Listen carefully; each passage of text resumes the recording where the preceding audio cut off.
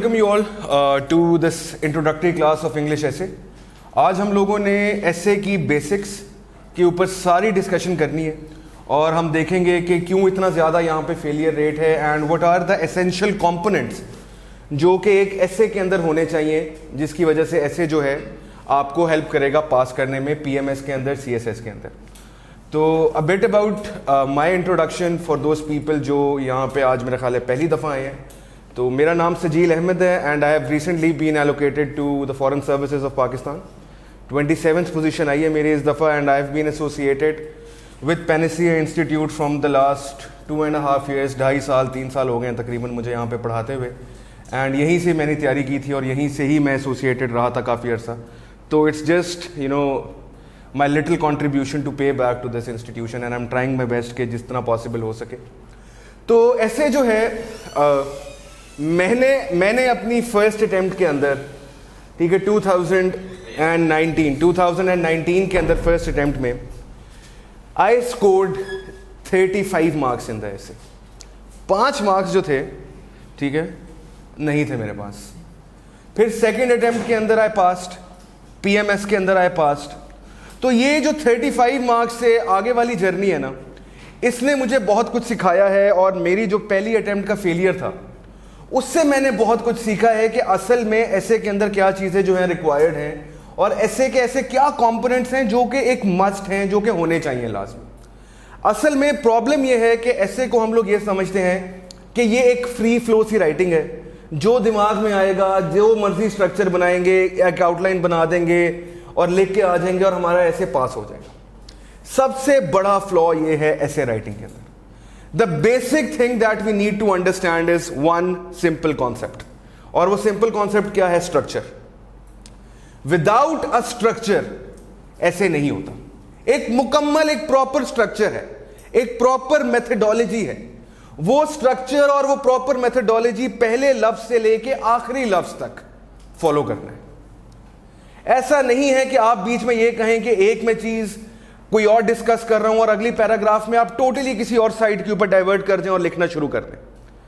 ठीक है, बहुत ज्यादा जरूरी है कि एक स्ट्रक्चर फॉलो हो. बहुत ज्यादा जरूरी है कि उसी स्ट्रक्चर को फिर टिल द एंड फॉलो किया जाए. मेजॉरिटी ऑफ द कैंडिडेट्स जो फेल होते हैं वो इसलिए फेल होते हैं कि वो स्ट्रक्चर को नहीं समझ पाते कि हमने एक स्ट्रक्चर बनाना है. ठीक है, जो भी माइंड में आया, एब्सर्ड से पॉइंट्स माइंड में आए, इररेलेवेंट से पॉइंट्स माइंड में आए, वो आउटलाइन के अंदर लिख दिए. इंट्रोडक्शन नहीं सोचा कि यार इंट्रोडक्शन कैसे बनाना है. ये नहीं सोचा कि मेरी पैराग्राफ्स कैसे बननी चाहिए, मेरे पैराग्राफ्स का क्या लिंकेज है, मेरी पैराग्राफ्स कितनी कोहेरेंट है. आपने इसके बारे में नहीं सोचा और आपने एक ऐसे लिख के कहा कि जी मैंने 2500 लफ्ज पूरे लिख दिए, मुझे पास होना चाहिए. ठीक है, ये नहीं होता ऐसे. 8000 लोग अगर जीरो ले रहे हैं और 18,000 में से अगर 16-17,000 ऐसे में फेल हो रहे हैं तो they are doing one same mistake जो सारे कर रहे हैं. ठीक है, कोई इंट्रोडक्शन के अंदर फेल हो जाता होगा, कोई आउटलाइन के अंदर फेल हो जाता है, कोई पैराग्राफिंग के अंदर फेल हो जाता है, किसी के पास डेटा नहीं है एडिक्वेट. ठीक है, कोई डेटा का इस्तेमाल ही नहीं करता और कोई शुरू से ही टॉपिक को समझ नहीं पाता. ठीक है, लेकिन क्या है, पहला एग्जाम होता है, लिखने की जल्दी होती है, फटाफट लिखा, 3 घंटों के अंदर 15-20 सीटें भरी, हैंड ओवर की और आ गए कि यार हम लोग ऐसे जो है बहुत जबरदस्त लिख के आएंगे. ठीक है, मैं अपना पर्सनल एक्सपीरियंस से अगर आप लोगों को बताऊं, मेरा ऐसे जो था इट वाज हार्डली 1500 वर्ड्स. ठीक है, हार्डली 1500 वर्ड्स थे और मैंने आउटलाइन और इंट्रोडक्शन बनाने के अंदर 1.5 घंटा स्पेंड किया था. और आई नो जब मैं ऐसे लिखना शुरू किया मैंने 1.5 घंटे के बाद मैं पैनिक कर रहा था, क्योंकि आई वाज लाइक यार 1.5 घंटे के अंदर ये कैसे इतने सारे पॉइंट्स को मैं पैराग्राफ्स के अंदर कन्वर्ट करूंगा और लिखूंगा. लेकिन द पॉइंट इज कि असल गेम आप उधर ही जीत लेते हैं शुरू में या हार जाते हैं. अगर आउटलाइन और इंट्रोडक्शन के अंदर कोई ऐसा ब्लंडर कमिट कर दिया, कोई ऐसी चीज आप लोगों ने कमिट कर दी, तो वहीं पर ही आपका फेलियर होने के चांसेस होते हैं. ठीक है, तो it is a nightmare for majority of the students. मैं हमेशा CSS एस्पिरेंट्स को हमेशा एक चीज कहता हूं कि जो पहला दिन होता है ना आपका CSS की अटेम्प्ट का, वो डिफाइन कर देता है आपका पाथ. पहला दिन, पहला घंटा, शायद पहला घंटा जो है वो बता देता है कि यार आपकी अटेम्प्ट आगे आपने पास कर पाएंगे या नहीं कर पाएंगे. मेजॉरिटी ऑफ द केसेस के अंदर आप बाकी सब्जेक्ट्स को पास कर लेंगे. ठीक है, अनलेस एंड अनटिल आपकी कोई बहुत ही वीक तैयारी है किसी सब्जेक्ट के अंदर, या कोई बहुत ही एक एफपीएससी ने ऐसा पेपर टारगेट कर दिया कि आप बिल्कुल भी पास नहीं कर सके। अदरवाइज अगर आप इंग्लिश एसे और इंग्लिश प्रेसी, दो पेपर्स जो कि बैक टू बैक होते हैं, अगर आप उनको पास कर लेते हैं, पहला दिन आप सेफली गुजार लेते हैं, तो there is a high probability कि आप बाकी अटेम्प्ट के अंदर भी सेफ रहेंगे। ठीक है, बाकी अटेम्प्ट के अंदर भी सेफ रहेंगे। और एसे की जो गेम है ये पहले घंटे की गेम होती है, सारी पहले घंटे की गेम होती है। नर्व्स बहुत ज्यादा होती हैं, ठीक है, स्पेशली जिनकी फर्स्ट अटेम्प्ट होती है, परेशानी होती है, नर्व्स होती हैं बहुत ज्यादा, समझ नहीं आ रहा होता, बस ये होता है कि यार पूरा करना है, अंडरस्टैंडिंग नहीं होती इतनी। तो इस वजह से मैं ये कहता हूं हमेशा कि जो एसे का पेपर है उसका जो पहला घंटा है या पहला इवन आधा घंटा है, जिसके अंदर आप टॉपिक डिसाइड कर रहे हो कि मैंने किस टॉपिक के ऊपर लिखना है, वो ही मेक और ब्रेक का किरदार अदा कर लेता है आपके एसे को पास करने में। अब what are the major reasons for failure? भाई क्यों इतने ज्यादा लोग फेल हो जाते हैं? और ये हर साल फेल होते हैं। किसी भी साल हमें यह नजर नहीं आया कि यार इस दफा एसे का रिजल्ट जो है वो बहुत ही अच्छा है, या ऐसे इस दफा मेजॉरिटी लोगों ने पास किया है। हर दफा एक ही कहानी है, हर दफा एक ही बात है कि यार इस दफा ऐसे हिट हुआ है, इस दफा ऐसे में लोग फेल हुए हैं। तो उसके पीछे क्या रीजन है? सबसे पहला जो रीजन है वो है the inability to grasp the topic. Inability to grasp the topic सबसे बड़ा और सबसे मेजर इशू है जो कि मेजॉरिटी ऑफ द कैंडिडेट्स करते हैं। आपने 10 टॉपिक्स देखे, उन 10 टॉपिक्स के अंदर आपकी एक टॉपिक के ऊपर नजर पड़ गई और आपने बाकी 9 टॉपिक्स को इग्नोर कर दिया। उस टॉपिक के अंदर आपको लफ्ज नजर आ गया था कश्मीर का, ठीक है, आपने कहा कि यार मैंने तो करंट अफेयर्स के अंदर सारा टाइम पढ़े ही कश्मीर है, तो मैंने तो अब कश्मीर के ऊपर ऐसे लिखना ही लिखना है। या आपको नजर आ गया पैलेस्टाइन, आपने कहा मैंने तो लिखना ही लिखना है। आपने जो कश्मीर के आगे पीछे वर्ड्स लिखे हुए हैं, पैलेस्टाइन के आगे पीछे वर्ड्स लिखे हुए प्रॉम्प्ट के अंदर, आप वो इग्नोर कर गए। आपसे पूछा हुआ है Pakistan and the future of Kashmir cause, ठीक है, आपने ऐसे लिखना शुरू कर दिया from the history of Kashmir cause, ठीक है, आपने शुरू किया हरि सिंह के टाइम से या इवन उससे भी पहले से, और आपने फ्यूचर तक या प्रेजेंट तक आते आते आपने अपना 2 घंटे लगा दिए। और आखिरी 10-15 मिनट के अंदर आपने, जैसे करंट अफेयर्स का आप कंक्लूजन लिख रहे हैं, आपने वैसे लिख के कहा कि जी मेरा बहुत जबरदस्त ऐसे हुआ है, मुझे तो कहीं रुकना ही नहीं पड़ा, मैंने तो सब शीटें भर के आया हूं, ठीक है। दैट ऐसे merits are direct zero, direct zero. और वो एग्जामिनर शायद आपकी आउटलाइन से आगे भी नहीं जाएगा, वो आपकी आउटलाइन से आगे भी नहीं जाएगा, क्योंकि उसको समझ आ जाएगा कि भाई ये पेजेस भरने वाला है, ठीक है, इसको समझ आ गया कि कश्मीर है वर्ड, इसने भरना ही भरने हैं पेज, ठीक है। आपने पढ़ा हुआ है डेमोक्रेसी के ऊपर बहुत ज्यादा, ठीक है, आपने फ्रांसिस फुकुयामा की किताबें पढ़ी हुई हैं, आपने सब कुछ पढ़ा हुआ है, आपके पास डेमोक्रेसी का वर्ड आपको नजर आया, आपने लिखना शुरू कर दिया। आपने ये नहीं देखा कि डेमोक्रेसी का उसने एक पर्टिकुलर एस्पेक्ट पूछा हुआ है, दैट इज पोलराइज्ड पॉलिटिक्स। ये लास्ट एक ऐसे का टॉपिक था। आपने क्या किया? आपने बताया एडवांटेजेस ऑफ डेमोक्रेसी, आपने बता दिया डिसएडवांटेज ऑफ डेमोक्रेसी, आपने बता दिया कि जी डेमोक्रेसी को चलने के लिए क्या होना चाहिए। इनको हम लोग कहते हैं फॉर्मूला एसेस, कि जी ये कॉज है, ये इंप्लीकेशन है, ये सोल्यूशन, ठीक है। ये आसान तरीका है ना, किसी भी ऐसे को लिखने का बड़ा आसान तरीका है कि ये उसके कॉजेज हैं, ये उसके इंप्लीकेशंस हैं, कॉन्सिक्वेंसेज हैं, ये उसका सोल्यूशन है। मेजॉरिटी ऑफ द कैंडिडेट्स इससे आगे सोचते नहीं, उनको सिर्फ पता यही होता है कि एक चीज की कोई वजह होती है, एक चीज का कोई इंप्लीकेशन होता है, एक चीज का सोल्यूशन होता है। जो मर्जी ऐसे आ जाएगा ना, यही तरीकेकार अपना के आएंगे सारे पेपर के अंदर। जो मर्जी ऐसे आ जाएगा, बेशक उसने मांगा हुआ है, उसने नहीं मांगा हुआ है, वो हर लिहाज से उसके अंदर यही करके आएंगे और यही करेंगे, ठीक है।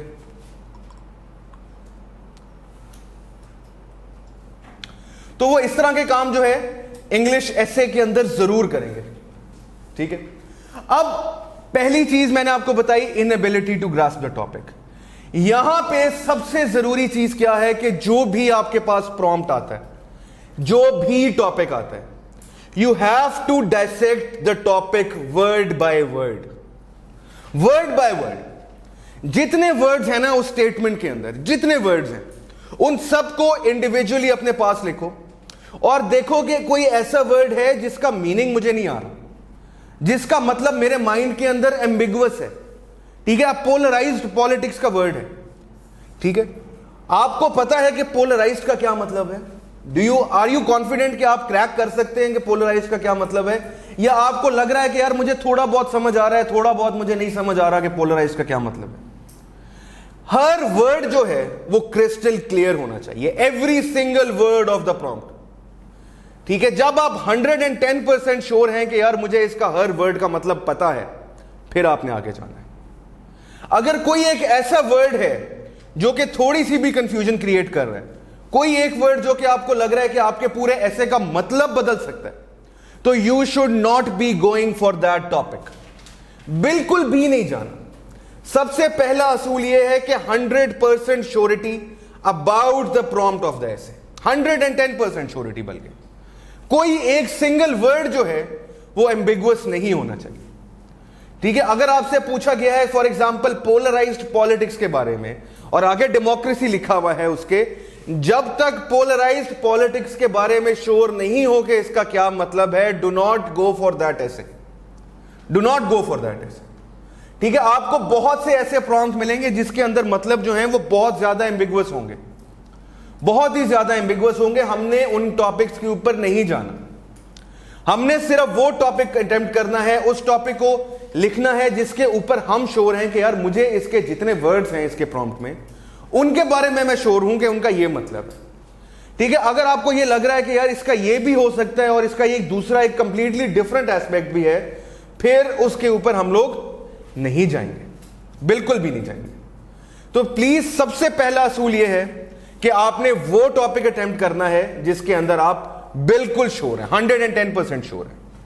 दूसरी चीज टॉपिक अटेम्प्ट करने के बारे में, कभी भी ये नहीं सोचना कि मैं यूनिक बनूं पेपर के अंदर, ठीक है। हम लोग ना कैलकुलेशंस कर रहे होते हैं अपने माइंड में, हर दफा हर कैंडिडेट का यही काम है, वो बैठ के सोच रहा होता है अच्छा डेमोक्रेसी है, चलो 18,000 में से 10,000 ये कर रहे होंगे, ठीक है। बहुत से लोग करते हैं, टूरिज्म में 4,000 ये कर रहे होंगे, हम तुक्के लगा रहे होते हैं पेपर के अंदर बैठ के। तो मैं यूनिक बनता हूं, मैं एक लिटरेरी ऐसे करके जाता हूं आज, बेशक मुझे आता है या नहीं आता है, मैं यही करके जाऊंगा, ठीक है। क्योंकि आपको यह लग रहा होता है कि क्योंकि मैं कर रहा हूं, एग्जामिनर जरूर मुझे पास करेगा, और यह सबसे बड़ा रीजन है फेलियर का। यार मैं कहता हूं बेशक 19,000 में से 19,000 लोग एक टॉपिक अटेम्प्ट कर रहे हैं, आपका इसके साथ कोई रिलेशन नहीं है, कोई ताल्लुक नहीं है, आपने अपनी स्ट्रेंथ के ऊपर चलना है। आपको एक टॉपिक आता है, आपको लगता है आपको सबसे अच्छा आता है, फॉरगेट अबाउट अदर्स, भूल जाएंगे वो क्या सोच रहे हैं, वो क्या कर रहे हैं, वो कौन सा लिख रहे होंगे, वो क्या कर रहे होंगे। आप जब ऐसे का पेपर दे के निकलते हो ना भाई, मेजॉरिटी ऑफ द पीपल यही बात कर रहे होते हैं कि यार मैंने ये नहीं किया क्योंकि ये सारे कर रहे थे, ठीक है। क्योंकि मुझे लगा था ये एजुकेशन वाला जो है, ये तो एजुकेशन के ऊपर तो सबको ही आता है, तो मैं तो एजुकेशन वाला जो है वो नहीं करके आया, मैं तो एजुकेशन वाला जो है नहीं करके आया, मैं तो करके आया हूं वो जैक्स रूसो की जो स्टेटमेंट थी ना, ठीक है, मैं तो उसके ऊपर लिख के आया हूं, ठीक है। तो ये काम नहीं करने, जिसके ऊपर आप श्योर हो, जो आप लिख सकते हो वो आपने करना है, ये आपका अपना इंडिविजुअल एग्जाम है। ये नहीं सोचना कि भाई ये बहुत एजुकेशन के ऊपर बहुत ही आसान टॉपिक है, ठीक है, सब कर रहे होंगे तो मैं ये नहीं करता, बहुत बड़ा फेलियर का चांस है, ठीक है। आपने अपनी तरह करना है ना, सही करके करो, बस खत्म हो गई बात, ठीक है। बहुत ही बेसिक सा असूल है कि हमने करना है, खुद करना है, फिट चीज है।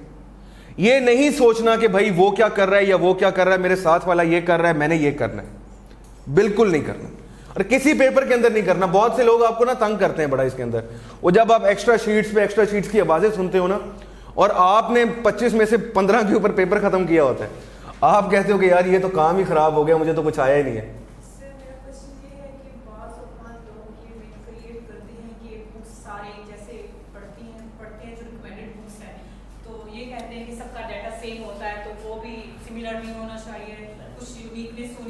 देखें यूनिकनेस तो आपने खुद ही क्रिएट करनी है ना ऐसे के अंदर। अगर आप एक स्ट्रक्चर फॉलो कर रही हैं, आपका रिटन एक्सप्रेशन ठीक है, आपके पास डेटा मौजूद है, आउटलाइन और इंट्रोडक्शन के अंदर ग्रामेटिकल एरर नहीं है, पैराग्राफ्स लिंक्ड हैं, प्रॉपर कंक्लूजन है, तो आपने अपना काम कर लिया, आपने अपना काम जो था वो आपने कर दिया है, बाकी काम जो है बस अल्लाह के सुपुर्द कर दें। आपका यही काम था, ठीक है, आपका यही काम था। अगर आप इस यूनिक बनने के चक्कर के अंदर के यार सब ने एक ही जैसी किताबें पढ़ी हैं तो मैं डेटा लेके आऊं, ठीक है, 5 सदियों पहले का, ठीक है, तो वो नहीं आपको मिलने से रहा। तो ये सोच नहीं रखनी कि यार मैंने अपने आप को बिल्कुल ही स्टैंड आउट करवाना है। देखिए स्टैंड आउट तो हम सब ने करना है क्योंकि कंपेटिटिव एग्जाम है, कंपटीशन का एग्जाम है, स्टैंड आउट करेंगे, डिस्टिंग्विश अपने आप को करेंगे तभी स्कोर आना है ना। लेकिन इस चक्कर के अंदर ये ना हो कि बिल्कुल ही वो साइड पे चले जाओ जो कि रिकमेंडेड ही नहीं है, जो कि रेलिवेंट ही नहीं है। तो चीजों को सिंपल रखना है, यकीन करो ऐसे के अंदर सिंपल रखना होता है। आप बहुत से लोगों से चीजें सुनोगे कि यार ऐसी जबान लिखो, इतनी जबरदस्त लैंग्वेज लिखो, और बहुत से लोग हैं जो कि पूरे पूरे ऐसे को रट्टा लगाते हैं। ये आपको पता लगेगा जब आप जाओगे ना, बहुत सी किताबें हैं मार्केट के अंदर, बेअंदाजा किताबें हैं, हर टॉपिक के ऊपर ऐसे लिखा हुआ। मेजॉरिटी ऑफ द कैंडिडेट क्या करेगा, जिसकी अपनी तैयारी नहीं होगी, वो जाएगा, वो या तो उसके इंट्रोडक्शन का रट्टा लगाएगा या कंक्लूजन का रट्टा लगाएगा। अब क्या हुआ कि आपने जिस टॉपिक का रट्टा लगाया वो तो एक डिफरेंट चीज थी, ठीक है, अब आपके सामने ऐसे जो आया वो कंप्लीटली डिफरेंट एस्पेक्ट का आया, लेकिन उससे मिलता जुलता कोई वर्ड उसके अंदर मौजूद था। अब क्योंकि आपने तो इंट्रोडक्शन रटा हुआ था और आपने तो लिख के आना है, तो आपने क्या किया, आपने ये नहीं देखा कि यार क्या ये रेलिवेंट है या नहीं है, और आपने वो रटा रटाया इंट्रोडक्शन जो है वो उसके अंदर डाल दिया। और आपने कहा कि यार मैंने तो इतनी जबरदस्त लैंग्वेज के अंदर इंट्रोडक्शन लिखा है कि वो पढ़ के इस दफा मुझे तो सबसे ज्यादा मार्क्स देगा, ठीक है। तो ऐसा नहीं है, ठीक है। डेटा याद रखना बिल्कुल भी मैं नहीं कहता कि इसको रट्टा लगाओ, याद करो। अपनी तैयारी करंट अफेयर्स की ऐसे करो, अपनी रीडिंग ऐसी बनाओ कि जब ऐसे आए ना सामने तो दिमाग खुद ही काम करे कि यार ये चीज इंक्लूड होनी चाहिए, ये चीज नहीं इंक्लूड होनी चाहिए। अगर इकोनॉमी के ऊपर ऐसे आए तो आपको पता होना चाहिए कि भाई क्या इकोनॉमिक रिफॉर्म्स हो रहे हैं दुनिया के अंदर, कौन सा कंट्री ऐसा है जिसने बहुत ही निचले लेवल से अपनी इकोनॉमी को उठाया है, कौन सा कंट्री ऐसे है जो कि बहुत बड़े इकोनॉमिक शैम्बल्स के अंदर है। ये सारी चीजें ऑटोमेटिकली काम करनी चाहिए। अगर आप पहले ही रट्टा लगा के जाओ कि भाई ये इधर ये हो रहा है, इधर ये हो रहा है, इधर ये हो रहा है, फिर आप क्या करते हो, अपने आप को आप कन्फाइन कर रहे हो, अपने आप को कन्फाइन कर रहे हो और आप टॉपिक को फिर ग्रैस्प नहीं कर पाओगे उसके हिसाब से। तो हमारे लिए ये काम है कि हम इतनी अच्छी रीडिंग करें, इतनी स्ट्रांग तैयारी करें कि यार जो भी प्रॉम्प्ट आए हमारे सामने हम अकॉर्डिंगली डेटा जो है वो मैनिपुलेट करें, अकॉर्डिंगली डेटा मैनिपुलेट करें। ये रटने रटाने वाला जो काम है ना, ये छोड़ दो, सारा खत्म हो गया, कोई नहीं चलता होता, ठीक है। और मैं बिल्कुल ये नहीं कह रहा कि आप लोगों ने मतलब किसी चीज को याद नहीं करना। देखें कुछ ऐसे एस्पेक्ट्स होते हैं जो कि याद करने वाले होते हैं। अब जैसे आज का मैं एग्जांपल देता हूं, आज पाकिस्तान ब्यूरो ऑफ स्टैटिस्टिक्स ने हमारे ट्रेड के स्टैटिस्टिक्स आज जारी किए हैं सुबह। पाकिस्तान के एक्सपोर्ट इंपोर्ट के स्टैटिस्टिक्स जो हैं आज सुबह जारी हुए हैं। पाकिस्तान की एक्सपोर्ट्स जो हैं वो 25.3 बिलियन डॉलर्स की हैं, इंपोर्ट्स हमारी 56 बिलियन डॉलर्स की हैं, और जो ट्रेड डेफिसिट है वो 31 बिलियन डॉलर्स का है आज सुबह जो स्टैटिस्टिक्स आए। अब ये जो स्टैटिस्टिक्स हैं ये आपको याद होने चाहिए, ये आपको पता होना चाहिए कि यार हमारे इकोनॉमी के, हमारी ट्रेड के क्या स्टैटिस्टिक्स हैं। ये तो वो चीजें हैं जो कि आपने मेमोराइज करनी ही करनी है। पाकिस्तान इकोनॉमिक सर्वे के अंदर जो चीजें आ रही हैं, जो उसके अंदर डेटा है, वो तो आप लोगों ने याद करना है क्योंकि आपने वो at one point in time जाके यूज करना है। तो इस हद तक मेमोराइजेशन और इस हद तक याद करना तो वो सभी करते हैं और वो होना भी चाहिए। अब ये नहीं हो सकता कि आप जाके गलत जीडीपी ग्रोथ रेट कोट कर दें या गलत एक्सपोर्ट्स कोट कर दें, ये नहीं होता। इस हद तक मेमोराइजेशन जो है वो ठीक है, लेकिन पूरी पूरी पैराग्राफ्स, पूरी पूरी बॉडीज, इंट्रोडक्शंस, कंक्लूजन्स, आउटलाइंस का रट्टा, ये बहुत बड़ा फेलियर का रीजन है। क्योंकि या तो आपकी किस्मत ऐसी हो कि आपने जो आउटलाइन का रट्टा लगाया हो एग्जैक्टली वही वर्ड्स प्रॉम्प्ट के अंदर आए, ठीक है, या तो फिर ऐसी किस्मत हो, ठीक है, वरना मोस्ट ऑफ द केसेस में फेलियर ही होता है। इसके अंदर मोस्ट ऑफ द केसेस में फेलियर होता है। अच्छा जी, दूसरी चीज, फॉल्टी थीसिस स्टेटमेंट। सबसे पहले बात करते हैं, आगे मैं थोड़ा सा इसको करता हूं और मैं आता हूं इसके ऊपर कि what is a thesis statement. ठीक है, आप लोग जिससे भी सुनोगे ना ऐसे के बारे में, ये वर्ड आपको जरूर बताएगा, thesis statement, thesis statement, thesis statement. यार कि थीसिस अच्छा होना चाहिए, थीसिस जो है वो प्रॉपरली आपको इनकैप्सुलेट करना चाहिए, थीसिस स्टेटमेंट के ऊपर आप लोगों को बिल्कुल क्लियर होना चाहिए। And it is very very true. Thesis statement क्या है? It is simply the stance और the opinion of the candidate on a particular topic. बहुत ही सिंपल सी चीज है थीसिस, इसके अलावा कुछ भी नहीं है।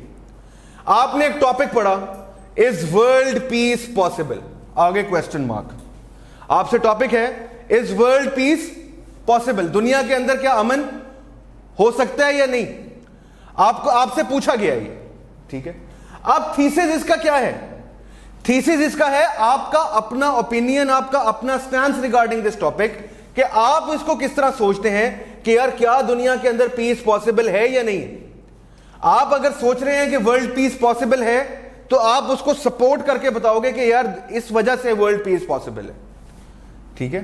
फिर ऑन द कॉन्ट्ररी आप बताओगे कि इस वजह से वर्ल्ड पीस पॉसिबल नहीं है। This is your stand and this is your opinion, ये आपका अपना स्टैंड है। You can go for the topic, go against the topic, ठीक है, you can adopt a middle approach, लेकिन this is totally your own stand. और सबसे जरूरी चीज, the multi dimensional aspect of the essay, ठीक है। अब जैसे मैंने आप लोगों के साथ जिक्र किया इज वर्ल्ड पीस पॉसिबल का, अब अगर आप सब लोग एक साइड ऐसे के अंदर लिखा हो कि जी yes world peace is possible, और नीचे आर्ग्यूमेंट्स देते हो और वहीं पर अपना ऐसे खत्म कर दो, तो डू यू थिंक कि ये एक वायबल स्ट्रैटेजी है? अगर सिर्फ और सिर्फ आप ऐसे के अंदर लिख के आओ कि यार वर्ल्ड पीस पॉसिबल है, या कोई और कैंडिडेट लिखा है कि वर्ल्ड पीस पॉसिबल नहीं है, सिर्फ एक एस्पेक्ट बस, तो do you think it will fetch you marks? अभी उस पर आ रहे हैं ना, डिस्कस कर रहे हैं उसके ऊपर। नहीं, मैं आपसे एक क्वेश्चन पूछ रहा हूं कि is world peace possible is a topic. आपने एक ही सेक्शन बनाया आउटलाइन का, आपने लिख दिया कि यार वर्ल्ड पीस इज पॉसिबल, या how is world peace possible, या why is world peace possible, जो भी आपने उसको टर्म किया, और आपने सिर्फ और सिर्फ नीचे अपने आर्ग्यूमेंट्स दे दिए कि वर्ल्ड पीस इज पॉसिबल। मैं ये पूछ रहा हूं कि इज इट एडिक्वेट, ये इतना सफिशिएंट है या नहीं है? ठीक है, ये शो कर रहा है अ नैरो पर्सपेक्टिव, ये शो कर रहा है कि you do not have the ability to think critically, ठीक है। आपने, अगर आप एक साइड पे बता रहे हो कि यार वर्ल्ड पीस इज पॉसिबल, ठीक है, आपके पास कुछ डेटा है, कुछ आर्ग्यूमेंट्स हैं, आप बता रहे हो, लेकिन एट द सेम साइड आपको इस चीज का भी अंदाजा होना चाहिए कि कौन से ऐसे फैक्टर्स हैं जिसकी वजह से दुनिया का जो पीस है वो खतरे में भी है, कौन से ऐसे फैक्टर्स हैं जिसकी वजह से वर्ल्ड पीस जो है वो मुश्किल भी हुआ है। तो इस वजह से क्या होता है कि बहुत से स्टूडेंट्स क्या करते हैं कि वो सिंगल एस्पेक्ट लेके चले जाते हैं, वो एक ही एस्पेक्ट शो कर देते हैं कि यार वर्ल्ड पीस इज पॉसिबल, जबकि एक और कैंडिडेट है वो क्या कर रहा है, वो बता रहा है कि वर्ल्ड पीस इज पॉसिबल इस सिनेरियो के अंदर, world peace is not possible in these scenarios, और वो फिर एंड पे कंक्लूड कर रहा है कि यार वर्ल्ड पीस अचीव करने के लिए ये करना चाहिए। एक ये कैंडिडेट है, एक कैंडिडेट है जिसने सिर्फ एक साइड लिखी है कि वर्ल्ड पीस नहीं हो सकता भाई, वो उसने अपनी दुखी आत्मा दिखाई है कि यार दुनिया के अंदर अमन जो है वो पॉसिबल ही नहीं है, ठीक है। फिर एक दूसरा है, उसने सिर्फ लिखा है वर्ल्ड पीस इज पॉसिबल, दोनों पास नहीं करेंगे,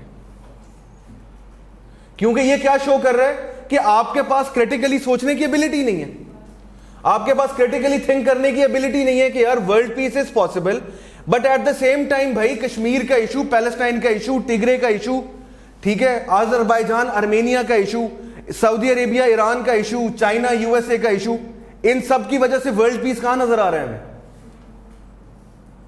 ठीक है, वर्ल्ड पीस कहां नजर आ रहा है, लेकिन at the same time world peace के बहुत सारे एस्पेक्ट्स भी हमें नजर आ रहे हैं।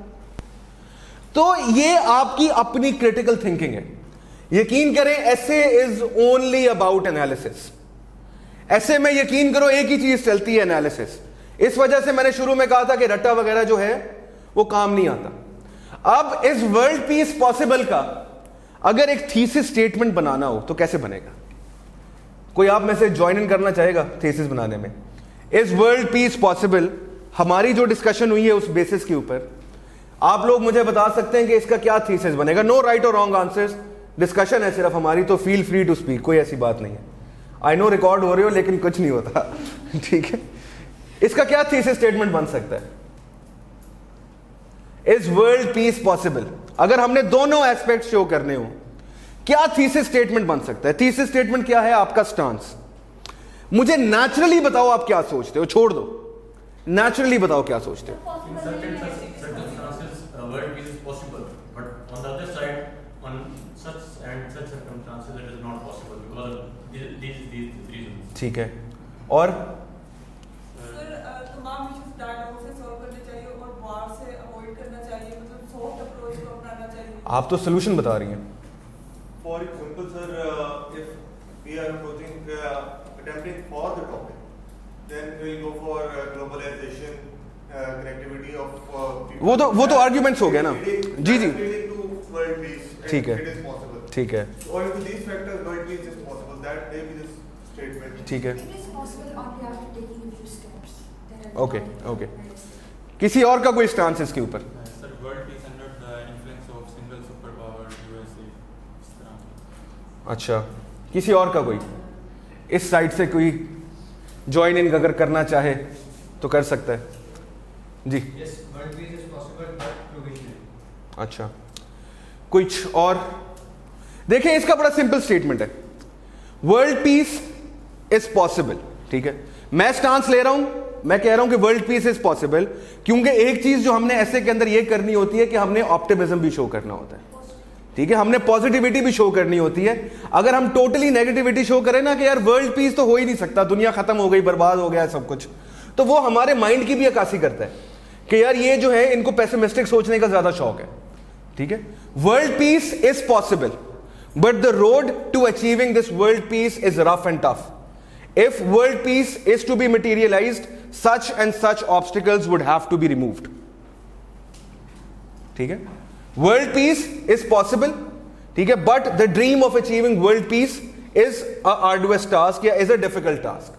In order to achieve world peace, such and such steps would have to be taken. मैंने किसके ऊपर एम्फेसिस किया? मैंने उसको बता दिया कि मेरा स्टांस क्या है कि world peace is possible, but at the same time मैंने उसको यह भी बता दिया कि ये वर्ल्ड पीस अचीव करना जो है ये एक मुश्किल काम। वर्ल्ड पीस अचीव करने के लिए ये कुछ करना है। क्लियर मेरा एक स्टांस है। अब इधर क्या करना है, एक चीज का ख्याल रखना है। अगर आपका स्टांस है कि वर्ल्ड पीस इज पॉसिबल, तो ज्यादा आर्ग्यूमेंट्स जो हैं वो वर्ल्ड पीस की सपोर्ट में आने चाहिए, और कम आर्ग्यूमेंट्स जो है वो वर्ल्ड पीस के खिलाफ आने चाहिए। जो आपका मेजर स्टांस है, ज्यादा आर्ग्यूमेंट्स उन्हीं को सपोर्ट करेंगे, ज्यादा आर्ग्यूमेंट्स उन्हीं को ही सपोर्ट करेंगे। और अगर आप कह रहे हो दूसरे सेक्शन के अंदर कि वर्ल्ड पीस इज डिफिकल्ट, वहां पे कम आर्ग्यूमेंट्स ही आएंगे आपके। ठीक है, अभी और भी बहुत सारी थीसिस स्टेटमेंट हैं जो बनाते हैं।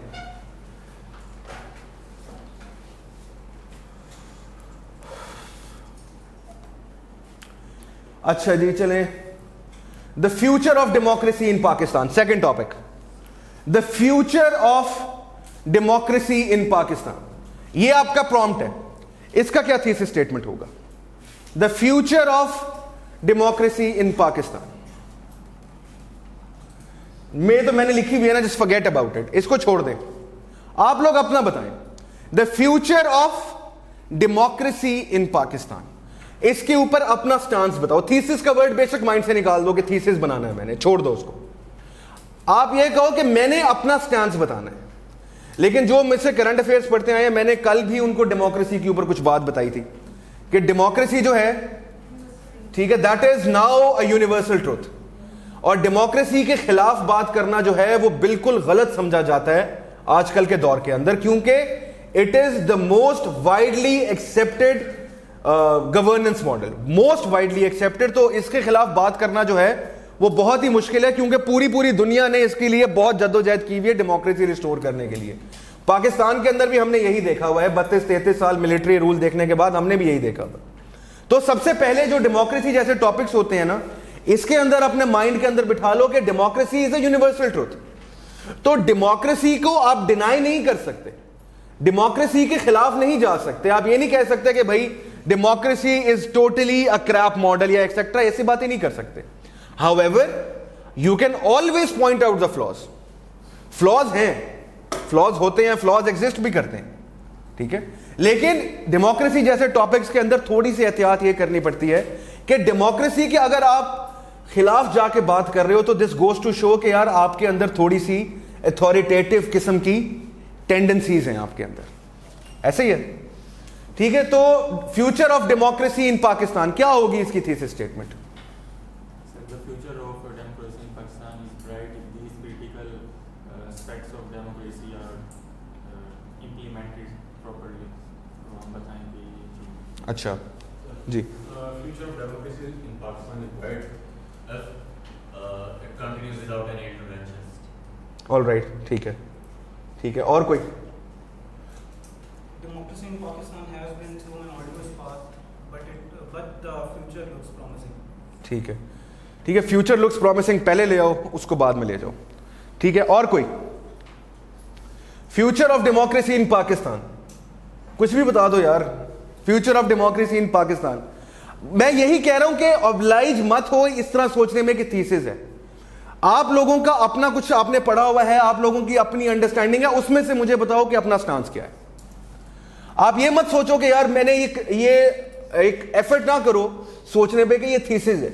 सिर्फ इसको ऐसे सोचो कि यार मेरा इसके बारे में मेरे क्या राय है, या मैं इसके बारे में कैसा सोचता हूं, इसको ऐसे लेके चलो कि फ्यूचर ऑफ डेमोक्रेसी इन पाकिस्तान, ठीक है। Future of democracy in Pakistan is bright definitely. हमारे पास पहली दफा एक थर्ड कंसेक्यूटिव डेमोक्रेटिक गवर्नमेंट आई हुई है, तो आप इस सिनेरियो में तो ये कह ही नहीं सकते कि भाई the future of democracy in Pakistan is not bright. Can you say that? आप कैसे कह सकते हो जब पहली दफा हमारी हिस्ट्री में हमने देखा है कि थर्ड कंसेक्यूटिव डेमोक्रेटिक गवर्नमेंट है। अब हमें सिविल मिलिट्री रिलेशंस जो हैं दे आर मच बेटर, ठीक है। आपके पास मीडिया जो है it is relatively free, relatively, ठीक है। You have a relatively impartial sort of judiciary. मैं रिलेटिव के वर्ड यूज कर रहा हूं क्योंकि देयर इज ऑलवेज रूम, ठीक है, यहां पे मीडिया के अंदर भी और जुडिशरी के अंदर भी जब हम बात कर रहे हैं। उसके बाद आप ये देखो कि आपके मुल्क के अंदर नई पॉलिटिकल पार्टी स्प्रिंग अप हो रही हैं, आपके मुल्क के अंदर राइजिंग मिडिल क्लास है, आपके मुल्क के अंदर एक राइजिंग यूथ है, ठीक है। All of these factors contribute to the continuity of democracy in the country, ठीक है। आपके पास सोशल मीडिया का यूज हो रहा है, ठीक है। You have the right to voice your concerns.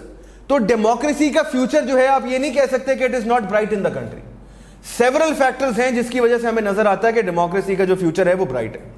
लेकिन ऑन द कॉन्ट्ररी ऐसे भी फैक्टर्स मौजूद हैं जिसकी वजह से हमें नजर आता है कि ये मॉडल जो है नहीं सस्टेनेबल। सबसे बड़ा फैक्टर यह है कि हमारी पॉलिटिकल पार्टीज के अंदर डेमोक्रेसी नहीं है, ठीक है। हमारी जो पॉलिटिकल पार्टीज जो कि डेमोक्रेसी की अलमबरदार हैं, उन अपनी पार्टीज के अंदर डेमोक्रेसी नहीं है। अगर उन पार्टीज के अंदर डेमोक्रेसी होती, do you think Bilawal Bhutto would have left Peoples Party या Maryam Nawaz would have left PMLN? ये किनशिप के रिलेशंस है ना, हेरिडिटरी पॉलिटिक्स है जिसकी वजह से वो ऊपर आए हैं। और फिर आप ये देखो कि अपनी पार्टीज के अंदर उनके इलेक्शंस नहीं होते, ठीक है। पिक एंड चूज वाला हिसाब किताब है। तो हमारी अपनी पॉलिटिकल पार्टीज के अंदर डेमोक्रेटिक कल्चर नहीं है, ठीक है। फिर इसके अलावा आपके और बहुत सारे फैक्टर्स हैं, ठीक है। आपकी जो डायनेस्टिक पॉलिटिक्स है, आपकी जो फ्यूडल पॉलिटिक्स है, ठीक है, आपका जो बरादरी का कल्चर है, आपके मुल्क के अंदर जो रैम्पेंट करप्शन है, आपके मुल्क के जो गवर्नेंस के मसाइल हैं, ठीक है, आपके मुल्क के अंदर जो सिविल मिलिट्री इम्बैलेंस 70 साल से एग्जिस्ट करता है वो। तो ये भी तो सारे फैक्टर्स हैं जो कि किसी ना किसी पॉइंट पे जाके डेमोक्रेसी को खराब कर सकते हैं, किसी ना किसी पॉइंट पर डेमोक्रेसी को खराब कर सकते हैं, तंग कर सकते हैं, ठीक है। अकाउंटेबिलिटी का प्रोसेस आपके मुल्क के अंदर वीक है, ट्रांसपेरेंसी का मुल्क आपके अंदर वीक है, आपके वीक इंस्टीट्यूशंस हैं, ठीक है। अकाउंटेबिलिटी के नाम पे विच हंटिंग होती है।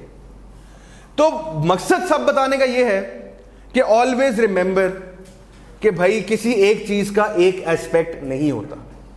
Always always always think critically, always think on the lines के भाई मैंने इसको मल्टी डायमेंशनल करना है।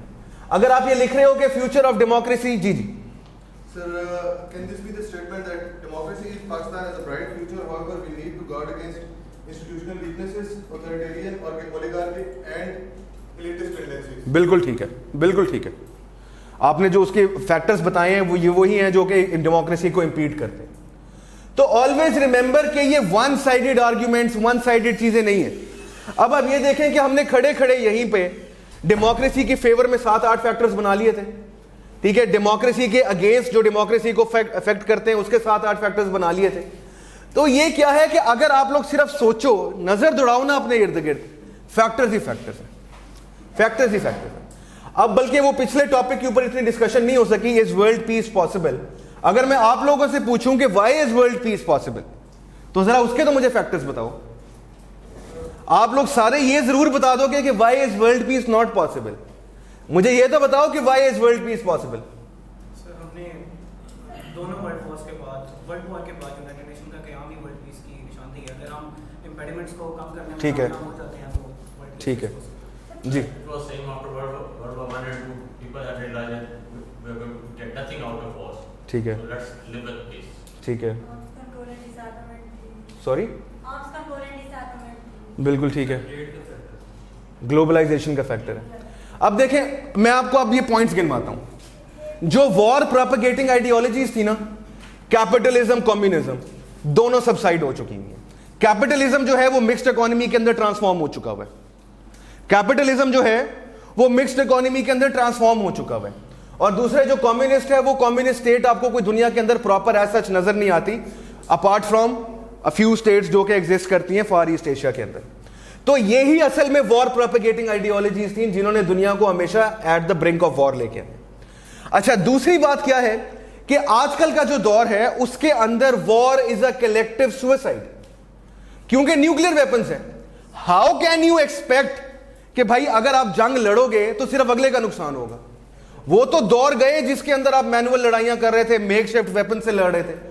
अब तो यू हैव बैलिस्टिक मिसाइल्स, आपके पास कौन कौन सी तरह का वेपन जो है वो मौजूद नहीं है। तो अगर आप न्यूक्लियर वेपन्स यूज करते हो तो that is a collective suicide. ठीक है, पहले वही बात आ जाती है कि न्यूक्लियर वेपन्स का जो यूज है वो सिर्फ बैलेंस ऑफ टेरर के लिए है। आजकल की जंग के अंदर आप न्यूक्लियर वेपन इस्तेमाल करते हो तो it is a collective suicide. ठीक है, इसके अलावा और बहुत से फैक्टर्स हैं जिसके अंदर आप ये देखो कि अभी हमें रिसेंटली नजर आया है कि उसका एथियोपिया का और एरिट्रिया का 22 सालों के बाद एक कॉन्फ्लिक्ट रिजॉल्व हुआ है। One of the most bloodiest conflict जो कि 1999 के अंदर हुआ। तो ये क्या जाहिर करता है? ये जाहिर करता है कि भाई अगर एम्बिशन, लड़ना एक इंसान का ट्रेट है तो कंपैशन भी इंसान का ट्रेट है। ये जाहिर करता है कि अगर वर्ल्ड लीडर्स जो हैं वो लड़ सकते हैं तो वो कंपैशनेट भी हो सकते हैं। फिर globalisation, you are linked. Globalisation का कोविड के अंदर देखा है ना, ये ग्लोबलाइजेशन की वजह से कोविड घर घर पहुंचा है। ग्लोबलाइजेशन की वजह से आप इतना ज्यादा लिंक्ड हो कि आप रिलाई नहीं कर सकते जंग के ऊपर। चाइना और यूएसए जितना मर्जी आपस में हीटेड आर्ग्यूमेंट्स के अंदर आ जाएं, 1200 अरब डॉलर का बायलैटरल ट्रेड है, 1200 बिलियन डॉलर्स का, approximately 4 times the size of Pakistani economy. वो दो मुल्क आपस में ट्रेड करते हैं। ठीक है, तो इमेजिन करो कि इस तरह की इंटरकनेक्टेडनेस के अंदर कैसे जंग हो सकती है। तो क्यों वर्ल्ड पीस पॉसिबल नहीं है? फिर इसके अलावा जंगें पिछले जमाने में पता क्यों होती थी? आप जंग जब जीतते थे, आप किसी लैंड के ऊपर कब्जा करते थे, आप कोई वेपन्स के ऊपर कब्जा करते थे, आप किसी ना किसी चीज के ऊपर कब्जा करते थे, आप रिसोर्सेज के ऊपर, जो भी चीजें आप उनके ऊपर कब्जा करते थे। अब दुनिया बदल चुकी है। It is now about institutional knowledge, it is now about technology. ठीक है, जंग इन चीजों के अंदर है कि जो टेक्नोलॉजी के अंदर आगे है, जो इंस्टीट्यूशनल नॉलेज के अंदर आगे है, जो ह्यूमन रिसोर्स के अंदर आगे है, जंग अब उस चीज की है। आप चाइना को क्यों नहीं तंग करते? चाइना के खिलाफ क्यों वॉर डिक्लेयर नहीं कर सकते? क्योंकि it is one of the most powerful and leading countries in majority of the technologies जो कि दुनिया के अंदर है। ठीक है, इसी वजह से आप देखें ना, हमने मिडिल ईस्ट के अंदर देखा था ना कि प्रॉक्सी वॉर्स कितनी ज्यादा है। तो द पॉइंट इज कि जंग जो है it is of the table now, war is of the table. आपको लेकिन कुछ जगह के ऊपर ऐसी वॉर्स नजर आएंगी। अभी हमें नगोर्नो काराबाग के अंदर इशू नजर आया, हमें टिग्रे के अंदर, इथियोपिया के अंदर इशू नजर आया, हमें कश्मीर के अंदर वजह है, हमारे पास पैलेस्टाइन का मसला है। अब ये सारे वो फैक्टर्स हैं जिनकी वजह से आप कह सकते हो कि भाई world peace is not possible. आप कह सकते हो कि भाई आइडियोलॉजीज अभी भी एग्जिस्ट करती हैं, सऊदी अरेबिया और ईरान। आप कह सकते हो कि भाई ट्रेड वॉर तो अभी भी हो रही है। आप ये कह सकते हो कि यूएन जिसका काम था लोगों को बचाना, वो एक इंतहाई इनइफेक्टिव किस्म का इदारा है। रोहिंग्या क्राइसिस आपके सामने है, ठीक है, कश्मीर क्राइसिस आपके सामने है, पैलेस्टाइन क्राइसिस आपके सामने है, ठीक है, सीरिया क्राइसिस आपके सामने है। तो व्हाट हैज यूएन डन? ठीक है, फिर क्या है? इकोनॉमिक कंपेटिटिवनेस, कि ग्लोबलाइजेशन के दौर में एक दूसरे से आगे बढ़ने के लिए हर किस्म का काम आप लोग कर रहे हैं। हर किस्म से एक दूसरे को डिफीट करने की कोशिश कर रहे हैं। तो मकसद बताने का यह है कि इतने सारे फैक्टर्स हैं, अगर आप सिर्फ और सिर्फ सोचने पे आए। ये कोई ऐसे फैक्टर्स नहीं है जो कि सिर्फ मैंने सोच लिए और आप लोग नहीं सोच सकते। मकसद सिर्फ यह है कि जब आपकी रीडिंग बेहतर होगी, ठीक है, जब आप अखबार पढ़ रहे होगे, जब आप अच्छे सोर्सेज से चीजें पढ़ रहे होगे, these things will automatically click. ये ऑटोमेटिकली क्लिक होती है कि यार ये सारे फैक्टर्स हैं, इसका ये मेरा आर्ग्यूमेंट है, ये थीसिस है, ठीक है। लेकिन सर क्वेश्चन है, ये चीजें आपने जितने भी पॉइंट्स बताए दे विल रिमेन अनसॉल्व्ड, ठीक है, हमें नहीं पता है कब तक सॉल्व होंगे, तो फिर हाउ इज इट पॉसिबल कि पीस आएगा? हमें एक होप कैसे देखें, उसके अंदर ये है, अगर आप ये स्टांस ले रहे हो कि वर्ल्ड पीस इज पॉसिबल, आप उसके अंदर 7 to 8 पॉइंट्स दोगे अगर आप ये स्टांस ले रहे हो। और जो दूसरा सेक्शन है ना कि why is world piece not possible, उसके अंदर आप सिर्फ और सिर्फ 3 to 4 पॉइंट्स दोगे। लेकिन ऑन द कॉन्ट्ररी, अगर आप ये कहना चाहती हो कि world peace is not possible, तो गो फॉर इट। मैं आपको ये नहीं कह रहा। अगर आप ये कहते हो कि जी world peace is not possible, thesis statement को इन्वर्ट कर दो, world peace is not possible, however कुछ ऐसी हमें झलकियां नजर आई हैं जिसके अंदर हमें लगता है कि वर्ल्ड पीस पॉसिबल है, आप ये स्टांस ले लें। देखें, आप ले लें, आप ये स्टांस ले लें, उसके अंदर कोई इशू नहीं है। As long as you are able to justify, या as long as you are able to mention all the points and factors accordingly, तो you can go for that. The point is, मैं सिर्फ इसलिए ये चाहता हूं कि वर्ल्ड पीस इज पॉसिबल क्योंकि this just goes to show your optimism and positivity, कि आप एक फैक्टर्स को और नजरिए से देख रहे हो कि यार मेरे इर्द गिर्द बेहतरी हो रही है और दुनिया जो है वो पीस की तरफ प्रोग्रेस कर रही है, ठीक है। मैं सिर्फ इस वजह से कह रहा हूं, otherwise you are very free to answer in the way कि यार world peace is not possible, और आप इसको उल्टा कर दें। आप पहला सेक्शन जो है वो world peace is not possible का कर दें और आगे चले जाएं उसके ऊपर। आपका अपना स्टैंस है, ये आपका अपना स्टैंस है जो आप उसके ऊपर सोच रहे हैं। फैक्टर ये है कि थोड़ी सी पॉजिटिविटी जो है उसको इनकॉर्पोरेट कर लो तो बेहतर है। क्लाइमेट चेंज, क्लाइमेट चेंज, ये अगर देखो मैंने ये वर्ड बीच में क्यों इंक्लूड किया है, इसका मतलब मुझे नहीं आता, मुझे भी नहीं आता, पढ़ना भी नहीं आता, ठीक है। क्या लिखा हुआ है ये? कैटाक्लिस्मिक व्हाटसोएवर, ठीक है, नहीं समझ आया क्या वर्ड है। Climate change a cataclysmic whatever threat to humanity. इतना समझ आ गया कि भाई ये कोई बहुत ही बड़ी थ्रेट की बात कर रहा है। ऐसे ही है, जो ये जो वर्ड है बीच में, ये कोई बहुत ही बड़ी थ्रेट की इंडिकेशन दिखो कर रहा है। तो इसका ये मतलब है कि प्रॉम्प्ट मुझसे ये मांग रहा है कि क्लाइमेट चेंज जो है ये ह्यूमैनिटी के लिए एक बहुत ही बड़ी थ्रेट है, या one of the biggest threats है। मेरी इस टॉपिक की ये अंडरस्टैंडिंग मुझे आई है। इसकी थीसिस स्टेटमेंट क्या होगी? Climate change, climate change a cataclysmic threat to humanity, क्या थीसिस स्टेटमेंट होगी इसकी?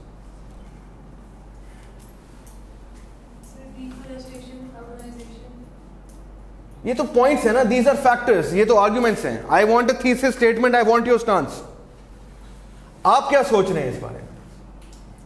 It can bring you to the verge of starvation. ठीक है, famine. और क्या? Climate change is a threat to humanity. However, it can be mitigated through global cooperation. Yes, global cooperation, ठीक है, exactly that is what I was looking for. कि भाई climate change जो है, it is probably one of the biggest crisis of our time. It can harm humanity in all aspects, socially, politically, economically. However, if there is a global consensus, we can come on terms in order to solve or mitigate the crisis that we are facing with regards to climate change. बड़ी simple सी बात है, climate change जो है ये आपको हर लिहाज से effect कर रहे हैं, हर लिहाज से इफेक्ट कर रहे हैं। आप लोग आज खबरें देख रहे हो, आजकल कनाडा के अंदर ब्रिटिश कोलंबिया, उनका जो स्टेट है, 500 बंदा मर चुका है because of the heat. 500 people have died because of the heat, ठीक है। Global temperatures have been on the rise after the industrial revolution. तो क्लाइमेट चेंज जो है, it is the crisis of our time. आप खान साहब की भी परसों की अगर आपने इंटरव्यू सुना हो, उन्होंने भी बार बार यही रिपीट किया कि climate change is the biggest threat, the biggest threat. तो आप सिंपली कहो कि जी क्लाइमेट चेंज जो है, it is indeed a threat to humanity and it is a threat in all of the aspects of life. हर aspect of life के अंदर हमें ये एक बहुत ही बड़ी थ्रेट पोज करता है, ठीक है। एंड हाउएवर इसका सोल्यूशन क्या है? इसका सिर्फ एक ही सोल्यूशन है, ग्लोबल कोऑपरेशन। अगर पाकिस्तान अकेला चाहे ना कि पाकिस्तान अकेला क्लाइमेट चेंज को मिटिगेट कर सकता है, पाकिस्तान नहीं कर सकता। हमारे जो ग्लोबल एमिशंस हैं उसके अंदर हम लोग बहुत ही पीछे आते हैं, लेकिन we are still the 5th most affected country by climate change, ठीक है। कैसे? क्योंकि क्लाइमेट चेंज बॉर्डर्स नहीं देखता। क्लाइमेट चेंज ये नहीं देखता कि पाकिस्तान यहां पे खत्म हो रहा है, इंडिया यहां से शुरू हो रहा है, मैंने इसको इफेक्ट करना है। क्लाइमेट चेंज जो है वो पूरी दुनिया को इफेक्ट कर रहा है, और ग्लोबल कोऑपरेशन के बगैर ये कभी भी सॉल्व नहीं हो सकता। आप लोग युवल नोआ हरारी अगर 21 lessons for the 21st century के अंदर पढ़ो इसके बारे में, तो he has exactly talked about this very thing कि भाई ग्लोबल कोऑपरेशन चाहिए, ठीक है। ग्लोबल इश्यूज के ऊपर जब हम चलेंगे तभी जाके हम क्लाइमेट चेंज को हल कर पाएंगे। तो द पॉइंट इज कि थीसिस स्टेटमेंट जो है ये आपका एसे का स्टांस है। ये नॉर्मली जो है ना, ये brief, it should be clear, crisp, brief and clearly explain what you think of the topic at hand. और ये नॉर्मली 2 सेंटेंसेस से ज्यादा नहीं होती। ऐसा नहीं होता कि पूरी पैराग्राफ का थीसिस हो, वो दैट इज नॉट थीसिस, ठीक है। That is not thesis. Thesis तो बड़ा क्रिस्प होता है, ठीक है। थीसिस वो होता है जो मैं एक सांस के अंदर पढ़ के समझ लूंगा यार इसका क्या स्टांस है। अगर मैं एक सेंटेंस के बाद दूसरा, दूसरे के बाद तीसरा पढ़ रहा हूं तो that is not a thesis statement, ठीक है। That is not a thesis statement. Thesis statement जो है it is simply your stance. Always keep this in mind. उसको देखते हैं अभी। सबसे पहले टॉपिक आपने सिलेक्ट करना है, वो टॉपिक सिलेक्ट करना है जिसके ऊपर यू आर एब्सोल्युटली क्लियर। दूसरी चीज आपने क्या करनी है, you have to formulate a thesis statement. सबसे पहले टॉपिक सिलेक्ट कर लिया कि यार मैंने इस टॉपिक के ऊपर करना है। आपने टॉपिक सिलेक्ट करते हुए भी कुछ चीजें सोची होंगी कि मेरे पास क्या डेटा इसका मौजूद है, क्या मुझे इसके फैक्टर्स पता हैं, क्या मुझे इसके बारे में आइडिया है, ये लिख सकता हूं या नहीं लिख सकता। फिर आपने उसकी बना लेनी है थीसिस स्टेटमेंट, एक क्लियर आपका स्टांस जो है उस टॉपिक के बारे में। These are the 2 most important things that you should be doing, ठीक है, that you should be doing. अच्छा, एक और थीसिस इसकी बनाते हैं, the future of Pakistan lies in the education of its message. The future of Pakistan lies in the education of the message. इसके क्या थीसिस स्टेटमेंट होगी? What will be the thesis statement यहां पे? The future of Pakistan lies in the education of its masses. इसको कैसे हम लोग break down कर सकते हैं, या इसके ऊपर हम लोग कैसे अपना स्टांस बना सकते हैं? It is your stance on the topic. The future of Pakistan. Pakistan का जो मुस्तकबिल है वो अपनी मैसेज क्या होती है? लोग, अवाम, पब्लिक, जो भी कहना चाहो। हमारा फ्यूचर जो है उनकी तालीम के अंदर है, तालीम के साथ जुड़ा हुआ है। ये टॉपिक है, अगर मैं इसको उर्दू के अंदर करूं, बाय द वे ये भी एक बहुत बड़ी गलती है टॉपिक को उर्दू में ट्रांसलेट करना पेपर के अंदर। वो क्या होता है कि आप लोग क्या कर रहे होते हो, उर्दू में ट्रांसलेट कर रहे होते हो, मतलब उसका चेंज हो जाता है। तो ज्यादातर यही कोशिश करनी है कि उर्दू में उसको ट्रांसलेट नहीं करना, ठीक है। होता है, होता था, इसके अंदर ही बहुत ज्यादा फर्क आ जाता है उसके अंदर, ठीक है। तो इस तरह नहीं सोचना, सोचना ही इंग्लिश के टर्म्स में। इसके ऊपर थीसिस बताओ। इसका थीसिस तो बल्कि आसान होना चाहिए पिछले वालों से, ठीक है। मतलब this is not a thesis, ये आपकी बात तो ठीक है,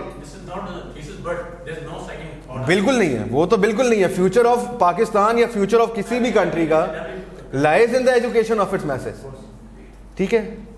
आगे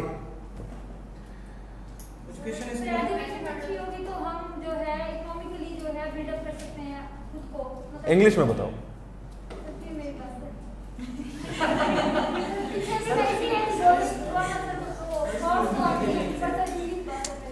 अच्छा चलो जी।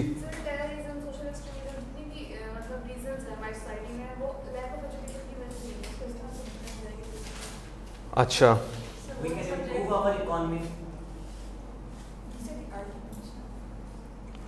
ठीक है। मैं I am looking for a thesis statement, I am looking for a stance on this topic. आप सब ठीक बातें कर रहे हो, आप सब आर्ग्यूमेंट्स दे रहे हो, फैक्टर्स दे रहे हो, सही दे रहे हो।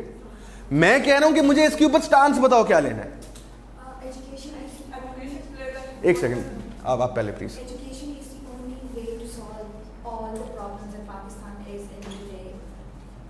अच्छा, आप बताओ। Education plays an important role to build a nation for the development of an individual और उसको socially और intolerant society से खत्म करती है। अच्छा, Pakistan can secure a better future for itself by scientific, technical, and vocational education of its masses. Opportunities provide करती है। अच्छा, आप बताओ। The education of the masses is of crucial importance for the bright future of Pakistan. thesis देना sir तो एक deadline. आप बताओ। Education is the only thing that can take Pakistan on the road of prosperity, but lack of inclusivity mars it. ठीक है। There is no denying the fact that the future of Pakistan lies in the education of its masses. However, this future has not been achieved due to certain problems that are present in the educational sector of the country. ठीक है? Future of Pakistan lies in the education of the masses, कोई शक वाली बात नहीं है, ठीक है? लेकिन ये जो फ्यूचर है ये हमें खतरे में नजर आ रहा है भाई, क्योंकि आपके एजुकेशन के इतने सारे मसले मसाइल हैं कि आप जब तक उनको ठीक नहीं करोगे तब तक आपका ये फ्यूचर जो है रियलाइज हो ही नहीं सकता। Yes, we will be discussing. इसी वजह से तो मैं आपको बता रहा हूं कि it has to be multi dimensional. अगर आप सिर्फ ये लिख दो कि future of Pakistan, how does the future of Pakistan lie in the education of the message, और आप सिर्फ इसी पे लिख दो, तो आपने फिर दूसरा एक एस्पेक्ट जो है उसको तो इनकॉर्पोरेट ही नहीं किया कि भाई एजुकेशन सेक्टर के अंदर भी मसले मसाइल हैं जिसकी वजह से ये फ्यूचर जो है ये खतरे में हमें नजर आता है। Yes, exactly. इसी वजह से मैं हमेशा कहता हूं कि पहले थीसिस स्टेटमेंट जब बन गया उसके बाद आपको आइडिया ऑटोमेटिकली हो जाएगा कि this is my first section, this is my second section and this is my third section if there is. Multi dimensional ही होती है ना, आपका स्टांस है। आपने देखो ना, आपके पास टॉपिक आया ये the future of Pakistan lies in the education of its message. आपने बता दिया, आपने क्लियर कर दिया कि there is no denying this fact. आपने क्लियर कर दिया कि भाई फ्यूचर ऑफ पाकिस्तान है ही एजुकेशन के अंदर, लेकिन एजुकेशनल सेक्टर के अंदर भी तो सर्टेन प्रॉब्लम्स हैं, ठीक है, जिसकी वजह से इस फ्यूचर की मटेरियलाइजेशन के अंदर हमें काफी खदशात नजर आते हैं। अगर मैं उर्दू के अंदर इसको सिंपली आपको ट्रांसलेट करके देखूं,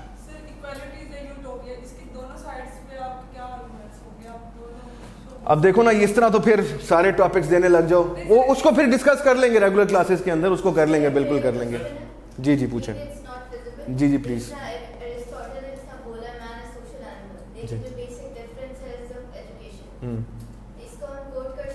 बिल्कुल नहीं, नॉट नहीं नहीं नहीं नहीं नहीं नहीं नहीं दैट्स वो गलत बात है। मतलब यू आर सेइंग कि you are quoting Aristotle in your thesis, उसको हाँ आप वैसे यूज कर सकते हैं जी, वैसे आप यूज कर सकते हैं, लेकिन formally as a quotation thesis use करना दैट इज नॉट रिकमेंडेड। आप लेकिन उसके वर्डिंग यूज कर सकते हैं। हाँ जी वैसे कर सकते हैं, जी वैसे कर सकते हैं, वैसे कर सकते हैं। किसको? बिल्कुल कर सकते हैं, लेकिन the problem with using quotations is कि हम लोगों को बहुत ज्यादा शौक होता है, ठीक है, और हम लोग हर जगह कोटेशन हमें नजर आ रहा होता है, ठीक है। कोटेशन से मुझे जो पर्सनल प्रॉब्लम है ना वो ये है कि हमेशा वहां यूज करो जहां पे एब्सोल्युटली रेलेवेंट है। वरना क्या लगता है, वरना ये लगता है कि भाई इसके पास अपना आर्ग्यूमेंट नहीं था, इसने ये रट्टा लगाया हुआ है और ये एक्सटर्नल हेल्प बोरो करके जगह भरने की कोशिश कर रहा है, जब आप हर पैराग्राफ के अंदर एक कोटेशन जो है वो लगा देते हो। कोटेशंस जो हैं they should be used only when they are absolutely relevant. देखें ऐसे तो आपका अपना एनालिसिस है, अपना एनालिसिस है, अगर उसके अंदर एड करने में कोई कोटेशन, कोई फैक्टर, कोई फिगर, कोई ऐसी चीज जो आपको लगती है कि आपको मदद कर सकती है, आप उसको जरूर यूज करें, ठीक है। लेकिन ये बहुत गलत चीज है कि हर जगह हर पैराग्राफ के एंड पे एरिस्टोटल आ रहा हो, डार्विन आ रहा हो, जैक्स रूसो आ रहा हो, दैट इज नहीं। अगर आप लोग चाहते हो स्मार्टली उसको मैनूवर करना, तो उनके वर्ड्स या उनकी चीजों को ऐसे अपने ऐसे के अंदर यूज करो कि पता भी ना लगे कि you are borrowing it from somewhere else. ना करें, मैंने भी नहीं की थी जी, नहीं मतलब देखें it is up to you, आप कर सकते हैं, मैं ये नहीं कह रहा कि it is not recommended at all, लेकिन जब रेलिवेंट हो। हमारा मसला ये है कि हम जिसे कहते हैं ना कोटेशन लिखने का बहुत शौक होता है, हमें लग रहा होता है कि यार ऐसी कोटेशन है ये किसी और, जब वो एग्जामिनर पढ़ेगा बहुत खुश होगा, तो इसी वजह से हम उसको रिपीट करते रहते हैं, बार बार लिखते रहते हैं। आप बाकी पेपर्स के अंदर भी लिखें, मैंने करंट अफेयर्स के अंदर बहुत लिखे थे, पाकिस्तान अफेयर्स के अंदर बहुत लिखे थे। हाँ जी सर, आपने जो स्टेटमेंट बताया थोड़ा 2 लाइन से ज़्यादा नहीं हो जाए, 2 सेंटेंसेस से ज़्यादा? यार देखो, ये एक मैंने एग्जैक्ट वर्डिंग के अंदर अभी नहीं बताया, ठीक है, लेकिन आप इसको अगर एग्जैक्टली करना चाहोगे तो हो भी जाएगा। लेकिन कभी कभी ऐसा नहीं भी होगा कि 2 सेंटेंसेस के अंदर नहीं है, वो टॉपिक की अपनी जो है ना एस्पेक्ट के ऊपर डिपेंड करता है कि क्या है। आपका कोई सवाल था? Sir, is it like a rule कि हमने both sides of the story बताना है, but इट इज बेटर यार, it is better, it is better, it is always better, it is always better, ठीक है, इट इज ऑलवेज बेटर। तो हमें पहली चीज क्या समझ आई? Grasping the topic. दूसरी चीज क्या समझ आई? Thesis statement. दूसरी चीज समझ आई हमें थीसिस स्टेटमेंट, कि हमने अपना स्टांस क्लियर कर लेना है थीसिस स्टेटमेंट के ऊपर। और थीसिस स्टेटमेंट जब हमारे पास क्लियर हो जाती है, फिर हमारे पास बारी आती है आउटलाइन की। अब आउटलाइन के अंदर ऑलवेज बी वेरी क्लियर कि आउटलाइन का कोई एक स्ट्रक्चर नहीं। आप जहां पर भी देखोगे आपको यह नजर आएगा कि आउटलाइन का एक डिफरेंट स्ट्रक्चर यूज हो रहा है, या आउटलाइन जो है एक मुख्तलिफ तरीके से बनाई गई है। आप लोगों ने आउटलाइन बनाने का एक ही तरीका माइंड में रखना है, and that is your thesis statement, ठीक है। अब पिछले वाला या वो ले लो, वर्ल्ड पीस वाला टॉपिक दोबारा ले आते हैं। वर्ल्ड पीस के अंदर हमने कहा कि वर्ल्ड पीस पॉसिबल है, फिर दूसरी साइड पे हमने कहा कि वर्ल्ड पीस पॉसिबल नहीं भी है, और हम तीसरे सिनेरियो में कह देते हैं कि हमें ये कुछ करना चाहिए वर्ल्ड पीस अचीव करने के लिए, ठीक है। अब आपके पास बेसिकली उस थीसिस स्टेटमेंट के अंदर से 3 डायमेंशंस नजर आ रही हैं आपको। उस थीसिस स्टेटमेंट के अंदर हमें 3 डायमेंशंस ही मिल रही है ना। पहले में क्या मिल रहा है कि वर्ल्ड पीस इज पॉसिबल, दूसरे में हमें मिल रहा है कि world peace is not possible, तीसरे में फिर हमें एक तरह का वो रिकमेंडेशंस या सजेशंस या वे फॉरवर्ड जो भी आप कहना चाहो। अब this should be your guiding force for making an outline.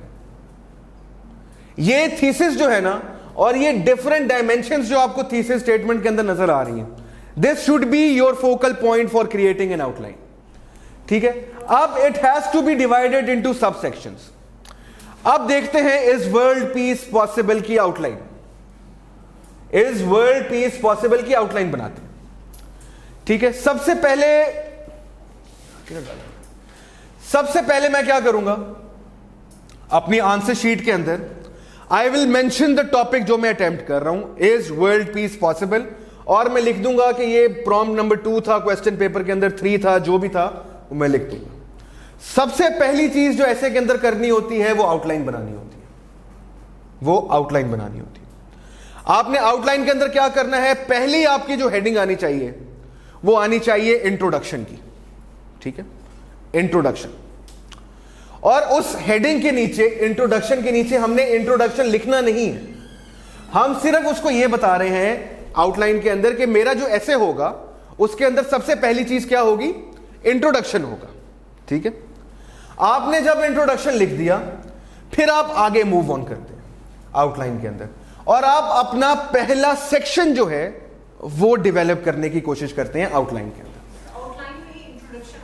नहीं लिखना, हमने सिर्फ आउटलाइन के अंदर इंट्रोडक्शन की हेडिंग देनी है, उसके नीचे कुछ नहीं लिखना, सिर्फ एक हेडिंग आनी है इंट्रोडक्शन की। एग्जामिनर को यह बताने के लिए एक फॉर्मल तरीकेकार है, एक फॉर्मल तरीकेकार होता है कि यार पहली चीज हमेशा इंट्रोडक्शन होती है जो कि मेरा ऐसे का पार्ट होगा। दूसरा आपने क्या करना है, आपने पहला सेक्शन डेवलप करना है अपनी आउटलाइन का, पहला सेक्शन। अब इज वर्ल्ड पीस पॉसिबल अगर मैं आप लोगों को कहूं टॉपिक है, तो इसका पहला सेक्शन क्या होगा आउटलाइन का, उसको कैसे वर्ड करेंगे, based on your thesis statement, based on your thesis statement, how will you word it? No, you'll first write a heading. You'll first write a heading कि मेरा सेक्शन क्या है। आप सबसे पहले एक हेडिंग लिखेंगे जी। Can we go for historical background and then quote facts? No historical background यहाँ पे। Historical background जो है वो irrelevant चीज हो जाती है कभी कभी। आप ये देखो कि जहां पे historical background की जरूरत पड़े वहां पे लिखो।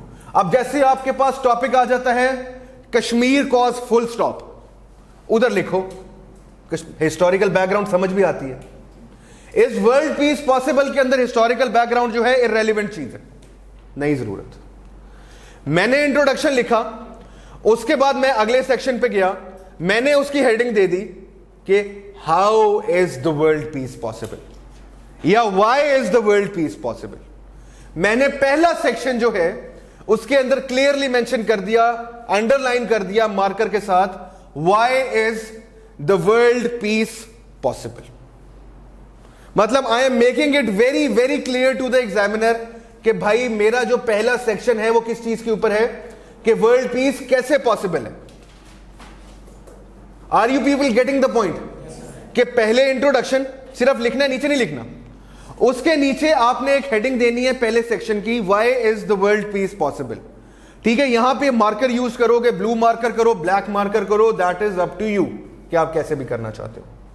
ठीक है, that is up to you. उसके बाद अच्छा, बाय द वे ये हमारी कोई फाइनल क्लास नहीं हो रही ऐसे की, ये जितने एस्पेक्ट्स हैं ना, ये हमने एक लंबे सेशन के अंदर इंडिविजुअली सबके ऊपर टाइम स्पेंड करना है। मतलब ये जो पहली चीज है ना, ग्रास्पिंग द टॉपिक, इसके अंदर हम 20 से 25 टॉपिक्स डिस्कस करेंगे, उनके मतलब डिस्कस करेंगे, फिर आगे बढ़ेंगे। इसी तरह जब हम उसके ऊपर आएंगे थीसिस स्टेटमेंट के ऊपर, तो मैं आपको इतनी ज्यादा थीसिस स्टेटमेंट बनवाऊंगा कि आप लोगों को खुद ही क्लियर हो जाएगा।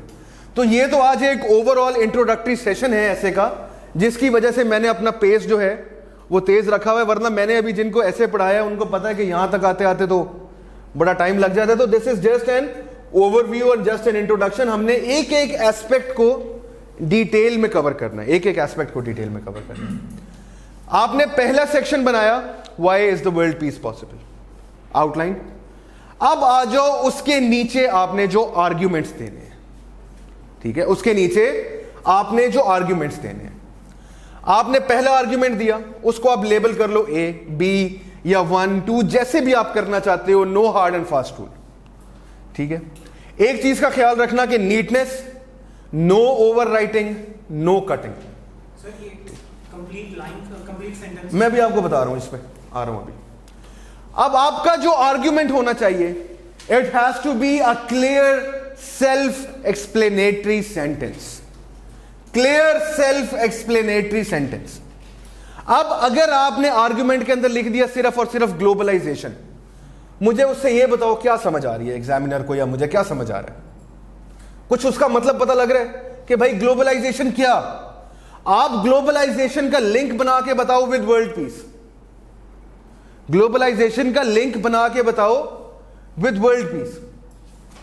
ठीक है, आप और जो तरह है, जैसे हम न्यूक्लियर डेटरेंस की बात करो, ठीक है, आप कंपैशनेट नेचर की बात करो, ठीक है, आप इस तरह के जितनी बातें करनी है, लेकिन you make clear self explanatory sentences. ठीक है, अब जैसे ये ग्लोबलाइज सेल्फ एक्सप्लेनेटरी सेंटेंस क्या हो सकता है यहां पे, एनीवन जो आउटलाइन के अंदर आएगा, क्या हो सकता है वो? एक क्लियर सेल्फ एक्सप्लेनेटरी सेंटेंस, इसका क्या हो सकता है? ठीक है, globalisation has created interconnectedness between different countries of the world, full stop. एक लाइन नहीं है, एक सेंटेंस है। एक लाइन और एक सेंटेंस के अंदर थोड़ा सा डिफरेंस। जी, पूरा सेंटेंस लिखना है, पूरा सेंटेंस लिखना है। आई ऑलवेज प्रेफर के पूरा सेंटेंस हो, क्योंकि एग्जामिनर को पूरा मतलब जाए। अगर आप, बहुत से लोग आपको आउटलाइंस मिलेंगी, ग्लोबलाइजेशन, इकोनॉमी, इन्फ्लेशन, पीस, यार उसका क्या फायदा है? ये तो एक की टर्म्स है, दे कैन मीन एनीथिंग, कुछ भी मतलब हो सकता है ना उनका। हम एक ऐसे की आउटलाइन बना रहे हैं, हम एक प्रॉम्प्ट के अकॉर्डिंग ऐसे लिख रहे हैं, तो हमारा इतना तो फर्ज बनता है कि हम उसको अकॉर्डिंगली उस टॉपिक के साथ कनेक्ट ही कर दें। इतना तो हम काम कर सकते हैं ना।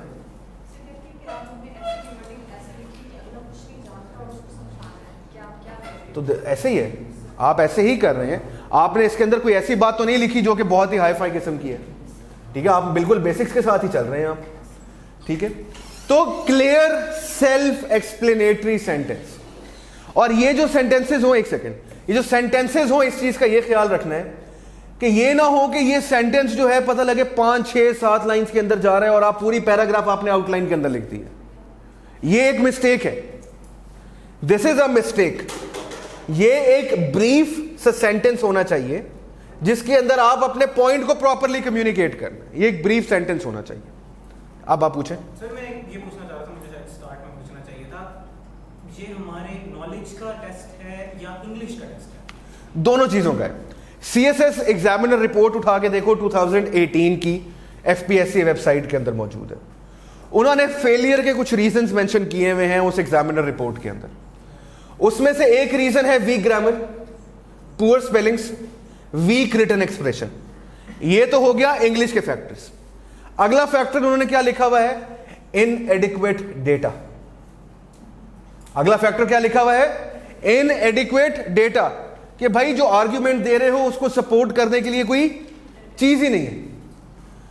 अगर आप एक फैक्टर दे रहे हो ना, एक चीज लिख के दे रहे हो उनको कि यार ये बात है जिसकी वजह से मैं कह रहा हूं वर्ल्ड पीस पॉसिबल है, support that thing with the data, support that thing with a fact. किसी चीज से उसको सपोर्ट करके तो बताओ।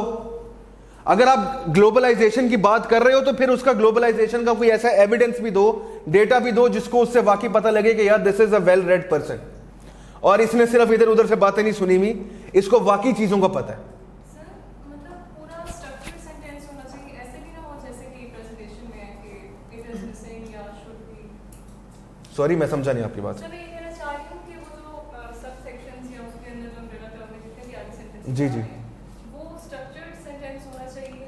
देखें एक प्रॉपर जैसे इंग्लिश का करेक्ट सेंटेंस होता है ना, वो होना चाहिए। जैसे कि प्रेजेंटेशन जैसे पॉइंट नहीं यहां पे तो देखें, यहां पे तो हम लोग वो कर लेते हैं ना, प्रॉपर एक सेंटेंस होता है, आप उसके आगे लिखें बिल्कुल कि this is point number A या पॉइंट नंबर 1 जैसा भी है, ठीक है, वो आप उसको लेबल करें, लेकिन प्रॉपर एक सेंटेंस हो, प्रॉपर एक सेंटेंस हो। अब आपने जब वो आर्ग्यूमेंट दे दिया है ना, तो साथ नीचे ब्रैकेट में जो आपने उसका एविडेंस देना है साथ वो भी शो करें,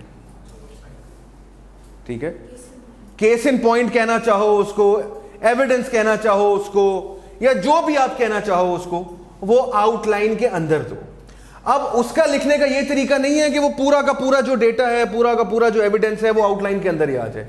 एक रेफरेंस पॉइंट, फॉर एग्जाम्पल अगर आप पाकिस्तान इकोनॉमिक सर्वे से कोई डेटा उठा के दे रहे हो तो just mention Pakistan economic survey of 2021, ठीक है, मेंशन कर दो, ठीक है। अगर आप कोई डेटा देना चाह रहे हो नीचे मेंशन कर दो weak economic growth of Pakistan, ठीक है, या नीचे लिख दो institutional imbalance of the country, ठीक है, या फॉर एग्जांपल एविडेंस देना चाह रहे हो लिख दो चाइनाज ग्रोथ मॉडल।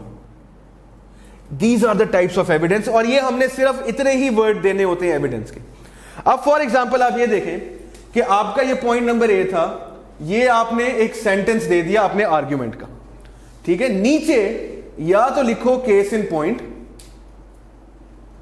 ठीक है, और आगे जो है फॉर एग्जांपल पाकिस्तान इकोनॉमिक सर्वे 2021, ये आपका एविडेंस आ गया, इतना बस। फिर इसके बाद point number B, case in point, move ahead, ठीक है। एक चीज का ख्याल रखना, पूरा का पूरा एविडेंस ना लिखने लग जाना यार कहां पे कहीं। आपने सिर्फ एग्जामिनर को यह बताना है कि जो मैं बात कर रहा हूं मैं किसी बुनियाद के ऊपर कर, मेरी जो बात है वो ऐसे नहीं है, मेरी उस बात को सपोर्ट करने के लिए मेरे पास डेटा जो है मौजूद है, मैं उस बात को सब्सटैंशिएट कर सकता हूं। आपने सिर्फ आउटलाइन के अंदर यह काम है, खुद सोचो कि ये एक आउटलाइन है। आउटलाइन का क्या मकसद होता है? सिर्फ ये शो करना कि मेरे ऐसे के अंदर ये बातें जो हैं आगे जाके लिखी हुई होंगी, और आप पहले उसको इंट्रोड्यूस करवा रहे हो कि this is what I am talking about. ये बात समझ आ रही है आप लोगों को कि हमने इसको कैसे लेके चलना है? पहले आपका यहां पे सेक्शन आ गया, आपने हेडिंग दे दी कि why is world peace possible, या अगर आपने इसको डिफरेंटली वर्ड करना चाहा तो आप इसको डिफरेंटली वर्ड कर दो, आपकी अपनी मर्जी है। मकसद यही है कि वर्ल्ड पीस पॉसिबल है, ये बता रहे हैं। आपने इसको अंडरलाइन कर दिया, पहले आपने पहला आर्ग्यूमेंट दिया, उसका केस इन पॉइंट दिया, फिर अगला आर्ग्यूमेंट दिया, उसका केस इन पॉइंट। अगर केस इन पॉइंट नहीं लिखना चाहते हो ना लिखो, सिर्फ ब्रैकेट के अंदर डेटा शो कर दो कि मेरे पास ये डेटा मौजूद है। आउटलाइन का हमने ये स्ट्रक्चर फॉलो करना है, और एक चीज का ख्याल रखना कि ये जो सेंटेंस हमने लिखा है, this should not be that long please. मतलब हमेशा खुद पढ़ के देखना, अगर एक ही ब्रेथ में पढ़ा जा रहा है तो इट इज फाइन। अगर कहीं पे आप लोगों को भी पढ़ते हुए ब्रेक लग रही है या आप लोगों को भी कहीं पढ़ते हुए पॉज आ रहा है, इसका यह मतलब है कि it is a long sentence. It is a long sentence, ये लॉन्ग सेंटेंस नहीं होना चाहिए। अब आपने क्या किया, ये आपने एक्टिविटी जो है आपने पहले अपने माइंड में बना लेना है कि मेरे पास कितने फैक्टर्स हैं। आप कहते हो कि मेरे पास 8 फैक्टर्स हैं जो कि मैं सपोर्ट में दे सकता हूं वर्ल्ड पीस पॉसिबल होने के। तो you will do this activity for 8 times. 8 दफा जब आपने फैक्टर्स लिख दिए, सारा डेटा दे दिया, और एक चीज याद रखना, ये जो है ना एविडेंस, ये जरूरी नहीं है कि हर पॉइंट के ऊपर आपके पास हो। ये जरूरी नहीं है कि हर पॉइंट के ऊपर ऐसे 7 फैक्टर्स लिखे हैं ना, 4 पे भी दे दिया है, 5 पे भी दे दिया है, सफिशिएंट। ठीक है, कुछ कुछ एसेज में ऐसा होगा काफी ज्यादा परेशानी हो सकती है। तो जहां पर भी डेटा मिल रहा है सब्सटैंशिएट करने का वहां पे करो, जबरदस्ती का एविडेंस नहीं बनाना, झूठ नहीं बोलना। सर इसमें अगर हम आर्गुमेंट्स करें, फॉर एग्जांपल इसको हम अगर हॉब्स के लेविथन के साथ कंपेयर करके करें, तो फिर हम उसमें लेविथन मेंशन कर दें या फिर हम उसको छोड़ दें? आप लेविथन मेंशन कर दें, दैट्स इट, बस। सर उस पॉइंट ऑफ व्यू की एक्सप्लेनेशन भी करनी है? नहीं ना, वो आपने ऐसे के अंदर करनी है ना, फिर वो ऐसे के अंदर तो करनी है। देखें, द पॉइंट इज कि आपने अगर एक किसी फिलोसोफर का नाम लिख रहे हो या उसकी बात रिलेट कर रहे हो अपने आर्ग्यूमेंट के साथ, ऐसे के अंदर ये तो बताओगे कि कैसे रिलेट होती है। सर जैसे बुक के फर्स्ट पेजेस पे आउटलाइन एग्जैक्टली वैसे ही है। Further explanation. ठीक है, अब द पॉइंट इज कि यहां पे ये डेटा देते वक्त चालाकी मत करना कि ऐसे लिख दो और फिर जब ऐसे लिखने लगो तो कहो यार ये तो मुझे बात ही नहीं है, पता ही नहीं है मुझे। ये आपने फिर उसको रिलेट करना होता है अपने आर्ग्यूमेंट के साथ। ऐसे नहीं है कि आउटलाइन एक अलग चीज है और ऐसे अलग चीज है। आउटलाइन के जो कंटेंट्स हैं यही ऐसे के अंदर ट्रांसलेट होने हैं। ये याद रखना, ये जो पहला आर्ग्यूमेंट लिख रहे हो यही उठा के एक पूरी पैराग्राफ बनेगी जब बॉडी लिखने के ऊपर जाओगे। जब बॉडी लिखने के ऐसे पे जाओगे पूरा यही आर्ग्यूमेंट बनना है। तो ये क्लियर है, पहला सेक्शन हमने बना लिया। मैं सपोज करता हूं कि हमारे पास 7 पॉइंट्स हैं, 7 में से हमारे पास 4 का एविडेंस है या 5 का एविडेंस है, सफिशिएंट। पहला सेक्शन आपका यहां पे हो गया क्लोज हो गया पहला सेक्शन। अब थीसिस स्टेटमेंट में मैंने तो यह भी कहा था कि भाई वर्ल्ड पीस पॉसिबल नहीं भी है, कहा था कि नहीं कहा था? तो फिर मुझे उसका सेक्शन भी देना चाहिए। ठीक है, पहला section why is world peace possible, second section दे दो। ठीक है, manifestations where world peace is not possible, या फैक्टर्स दैट मतलब show that world peace is somehow not possible, या world peace is not happening, जो भी जिस तरह भी आप लोग वर्ड उसको करना चाहो। फिर सेकंड सेक्शन उसका वो बनाओ, सेकंड सेक्शन वो बनाओ और दोबारा यही एक्टिविटी रिपीट करो। मतलब पीछे समझ आ रहा है? क्लियर हो ना? Yes, sir. आप लोगों को बैक साइड पे क्लियर है? अगर कुछ क्वेश्चन है तो आप पूछ लें प्लीज।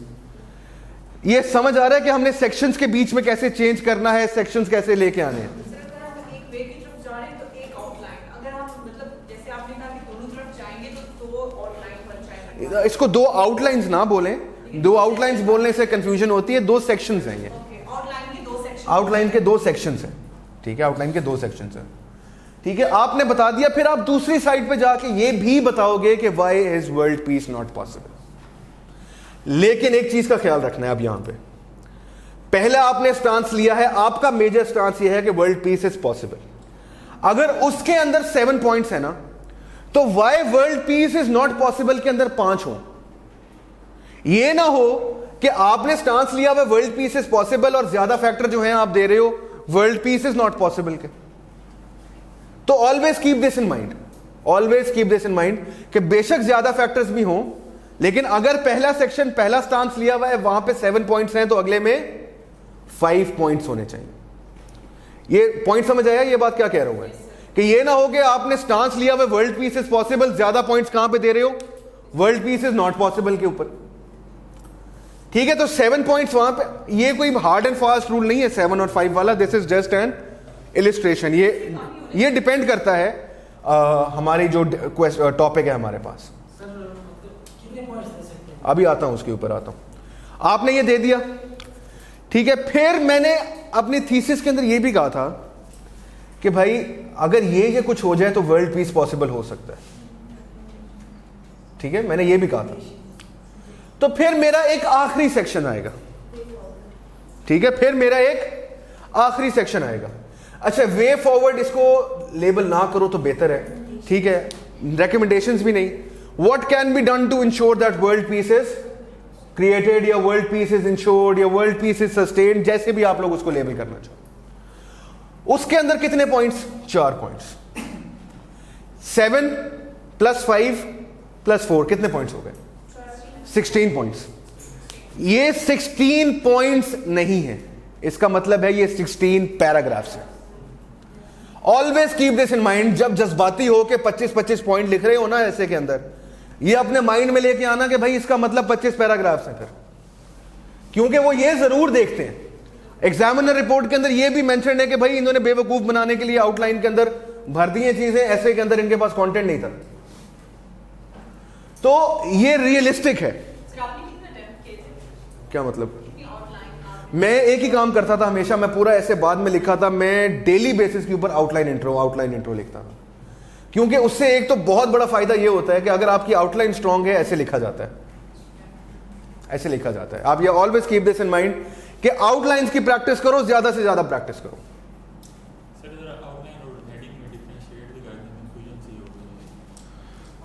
कौन कर सकता है यहां पे? कंफ्यूजन हुई है किसी को कि आउटलाइन और हेडिंग में क्या है? Anyone who can answer. मैं बता देता हूं आपको वैसे, लेकिन मैं आप बताओ क्या फर्क है?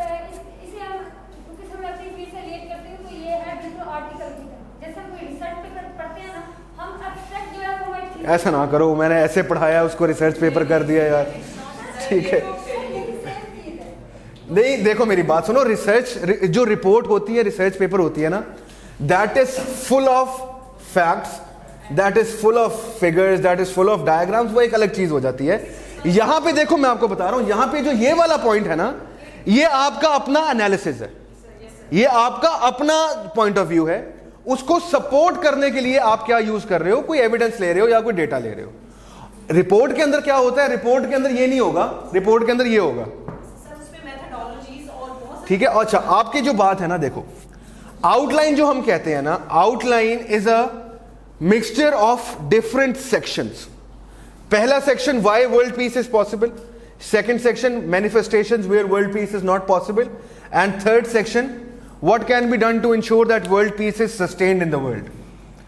ये 3 मेरे सेक्शंस आ गए. इन तीनों सेक्शंस के अंदर मेरे अपने अपने according to the section arguments आ गए, और उनको सपोर्ट करने के लिए डेटा मौजूद है. ये जब 3 चीजें इकट्ठी हो गई, ये आउटलाइन है मेरी. सर जो आपने पॉइंट्स बताए हैं, तकरीबन 7, 5, 4, आपने ये आपका फॉर एग्जांपल ये ऐसे लिखना नहीं है, मैं अभी डिनोट करने के लिए बता रहा हूं. Section 1 why is world peace possible, point A, point B, point C, point D, या 1 2 3 4 जैसे भी करना चाहिए. यार ये सब हेडिंग्स नहीं है, आपने इसको अंडरलाइन नहीं करना, ये तो मैंने अभी लिखी नहीं है, इस वजह से मैंने इसको ऐसे लिखा है. ये आपने मेंशन करना है सिर्फ. अगर आप इनको एक सब हेडिंग समझते हो तो सब हेडिंग समझ लो. मैं इनको एक आर्ग्यूमेंट्स कहना चाहूंगा, मैं सब हेडिंग्स नहीं कहना चाहूंगा. आपने लिख देना है, उसके बाद एक्सप्लेन करना है पैराग्राफ. वो जब आप बॉडी के ऊपर जाओगे तब की बात है. नहीं, आर्ग्यूमेंट 1 लिखने की जरूरत है, 1 इज सफिशिएंट ना, या ए इज सफिशिएंट, आर्ग्यूमेंट क्यों लिखना है? इट इज क्लियर कि इट इज एन आर्ग्यूमेंट. आप अपना बात ही पॉइंट पेश कर रहे हो ना, तो उसके अंदर ये थोड़ी लिखना है कि आर्ग्यूमेंट 1, ये ऐसा काफी है. यार काश अभी मेरा एक ऐसे यहाँ पे पड़ा होता तो मैं आप लोगों को उसमें दिखा देता. ये मुझे इनको जी जी प्लीज जी.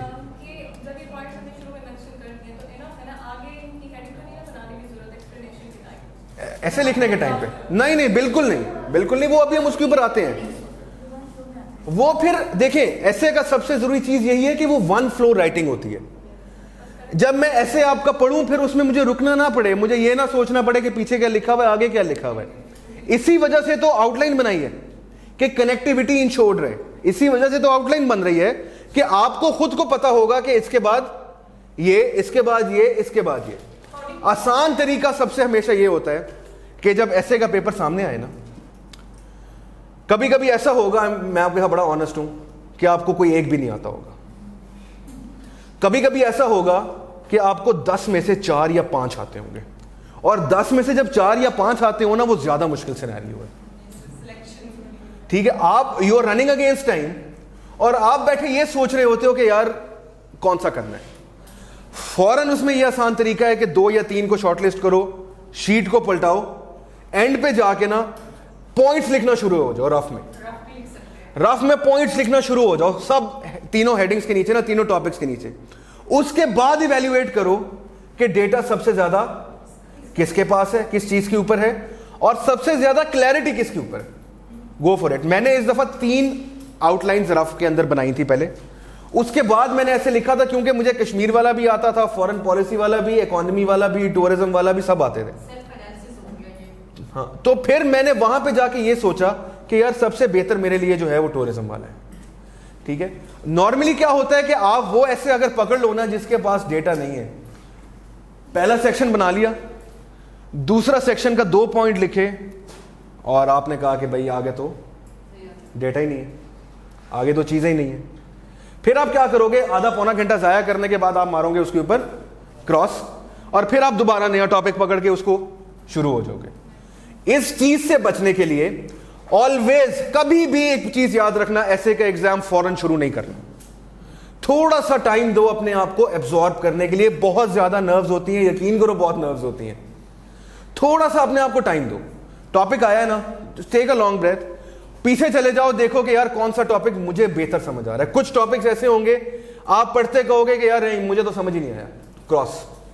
कुछ टॉपिक्स ऐसे होंगे जिन पे आप कहोगे कि यार यस पार्शियल अंडरस्टैंडिंग जो है वो है। कुछ टॉपिक्स ऐसे होंगे जिन पे आप कहोगे कि यस आई एम 110% क्लियर कि ये मुझे आता है। फिर अगर आपको उसमें से 2-3 ऐसे मिल गए हैं तो फिर उसमें से दोबारा शॉर्टलिस्ट करो कि यार मैंने ये करना है बेस्ड कि मेरा स्टांस भी क्लियर है, मुझे पता है मैंने इसके ऊपर क्या बात करनी है, मेरे पास आर्ग्यूमेंट्स भी हैं, मेरे पास डेटा भी है, और मैं लिख भी सकता हूं। देखें, आउटलाइन जो है ना वो एग्जामिनर को बता देती है कि आपके अंदर कितना दमखम है। एग्जैक्टली आउटलाइन जो है ना वो एग्जामिनर को बता देती है कि आपको सोचने का तरीका आता है, आपको लिखने का तरीका आता है, आपके पास डेटा मौजूद है, सब चीजें जो हैं वो आउटलाइन से पता लग जाती है। और फिर जब ऐसे का वो इंट्रोडक्शन की 2 लाइनें पढ़ता है ना, उसको उधर और क्लियर हो जाता है कि यार शुड आई गो अहेड और नॉट। ये जो 8000 लोगों का 0 आया है, मुझे बताओ क्यों आया होगा? ठीक है, थीसिस के ऊपर स्टांस ही नहीं है। स्टांस अपना बना तो लिया, लेकिन एग्जामिनर ने 3 पेज पढ़ लिए हैं, अभी तक उसको आपका स्टांस ही पता नहीं लगा कि यार कहना क्या चाहते हो भाई। वो पढ़ा जा रहा है, वो पढ़े जा रहा है, वो कह रहा है कि यार इसका स्टांस क्या है, मुझे तो इसका स्टांस ही क्लियर नहीं हुआ। एजुकेशन के ऊपर आपने बताना शुरू कर दिया है कि एजुकेशन बड़ी अच्छी होती है, एजुकेशन जो है वो लेनी चाहिए, एजुकेशन पाकिस्तान का ये लिटरेसी रेट है, सारी इररेलेवेंट बातें आपने कर दी। वो बेचारा अभी भी इंतजार में बैठा है कि यार मैंने कोई सवाल पूछा था, उसका स्टांस किधर है। वो फिर जब 4 पेज उसने पढ़ लिए, आपने 600 लफ्ज लिख लिए, फिर आपको याद आया कि हाँ future of Pakistan lies in the education of the message, आपने फिर बता दिया, और तब तक आप फेल हो चुके, तब तक आप फेल हो चुके। बात ये यार देखो ना, एक करंट अफेयर्स के अंदर भी सवाल पूछा जाता है ना, उसके अंदर भी बताते हो कि मेरा ये आंसर है, स्टांस क्लियर करते हो कि मेरा ये है, ये भी वही है। अगर आप ऐसे सही लिखना शुरू कर दो ना, आपके सारे जितने एग्जाम्स हैं ठीक हो जाते हैं, क्योंकि जो आपका करंट अफेयर्स का आंसर है ना, that is essay in miniature form. Pakistan affairs का आंसर है that is essay in miniature form. Islamiyat का जो आंसर है that is essay in a miniature form. तो अगर ऐसे लिखना सही कर दो ना, तरीकेकार आ जाए कि यार ऐसे इस तरह लिखना है, तो बाकी आंसर ऑटोमेटिकली ठीक हो जाते हैं। ठीक है, सबसे इंपॉर्टेंट चीज हमेशा याद रखना रेलेवेंसी है। और जहां पे इधर उधर की कहानियां शुरू हुई तो फिर आप ये समझो कि फेलियर बड़ा करीब है। कि अगर ये बताने लग जाओ ना कि एजुकेशन क्या है, कितनी टाइप्स ऑफ एजुकेशन है, जो चीज जिसका ताल्लुक ही नहीं है। अब इस वर्ल्ड पीस पॉसिबल के अंदर आप अगर मुझे ये बताओ कि दुनिया के कितने कंट्रीज हैं, कितने कॉन्टिनेंट्स हैं, तो भाई मैं क्यों पढ़ूंगा यार। वो मुझसे पूछा भाई is world peace possible and you are describing to me what the world is. आप मुझे ये डिस्क्राइब कर रहे हैं, ठीक है। देखें, आउटलाइन प्लस इंट्रोडक्शन, अभी हम इंट्रोडक्शन के ऊपर आएंगे 1 आवर। 1 आवर में आउटलाइन प्लस इंट्रोडक्शन। अभी इंट्रोडक्शन का भी अच्छा खासा काम होता है। प्रॉब्लम पता क्या है? प्रॉब्लम यह है कि हम लोग इंट्रोडक्शन के ऊपर काम नहीं करते। इंट्रोडक्शन का बड़ा एक सिंपल रूल है। मैंने जब बाद में ऐसे लिखा था, मैंने यही सोचा था कि भाई भूल जाओ कि तुम्हारा ऐसे पढ़ा जाएगा, सिर्फ ये सोचो कि इंट्रोडक्शन पढ़ा जाएगा। आप अगर रियलिस्टिक होकर सोचें तो आप ये देखें 18 to 19,000 स्क्रिप्ट्स, ठीक है, हर किसी का 25-25 पेजेस भरा ऐसे, ठीक है, बहुत ही कम एग्जामिनर्स जिनको पर पेपर पैसे मिल रहे हैं चेक करने के लिए। वो आपको लगता है कि वर्ड टू वर्ड बैठ के आपका अंडरलाइन करके 25वें पेज तक पहुंचेंगे?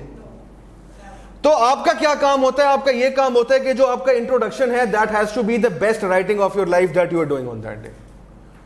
एक फुल स्टॉप का भी एरर नहीं होना चाहिए उसके अंदर, फुल स्टॉप का भी एरर नहीं होना चाहिए। स्पेलिंग तो बहुत दूर की बात है, स्पेलिंग तो बहुत दूर की बात है कि स्पेलिंग का एरर तो बहुत दूर की बात है उसके अंदर। मतलब उसको 2 मिनट लगे आपका इंट्रोडक्शन पढ़ते हुए और वो कहे कि यार this student is absolutely clear कि मैंने क्या पूछा है, इसके पास डेटा भी मौजूद है, इसकी राइटिंग भी ठीक है, इसका रिटन एक्सप्रेशन भी ठीक है, इसकी ग्रामर भी ठीक है। ये सारी चीजें जो हैं ये एक पैराग्राफ बता देती है। ये सारी चीजें एक पैराग्राफ बता देती है, ज्यादा पढ़ने की जरूरत भी नहीं होती। एक ही पैराग्राफ में अगर इज एम आर की गलती पकड़ आई तो उसने कहना है कि यार not the calibre of CSS. ऐसा है कि नहीं है? आपने करंट अफेयर्स का अगर इंट्रोडक्शन लिखा है, उस इंट्रोडक्शन के अंदर अगर ग्रामर के इश्यूज आ जाए ना, एग्जामिनर का वहीं पे आपके बारे में एक पॉइंट ऑफ व्यू बन जाता है। एग्जामिनर रिपोर्ट के अंदर उन्होंने करंट अफेयर्स में ग्रामर के इश्यूज पॉइंट आउट किए हुए। आप अगर एग्जामिनर रिपोर्ट पढ़े, उन्होंने करंट अफेयर्स के पेपर में लिखा हुआ है कि बच्चों की ग्रामर ठीक नहीं है। तो इसका मतलब है कि makes a difference, right? It does make a difference. तो आउटलाइन के बारे में अब हम लोग क्लियर हुए हैं।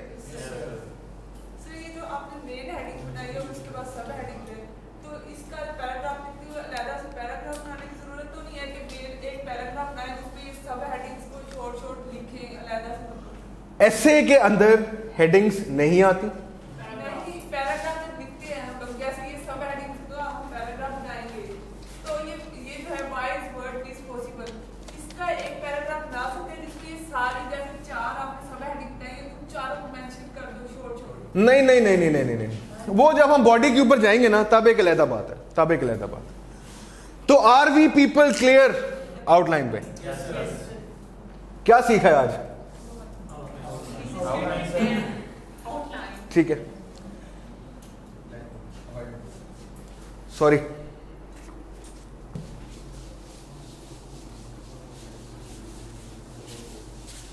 अच्छा जी, अब सबसे बड़ा प्रॉब्लम जो कैंडिडेट्स पॉइंट आउट करते हैं वो कहते हैं सर डेटा कहां से लेके, डेटा कहां से आएगा? मतलब टॉपिक तो सब समझ आ गया, ये जो सब्सटैंशिएटिंग डेटा है, सपोर्टिंग डेटा है, एविडेंस है, ये कहां से लेके आए? अगर इकोनॉमी के ऊपर लिख रहे हैं तो ये सारी चीजें कहां से हमें पता लगेंगी वर्ल्ड इकोनॉमी के बारे में?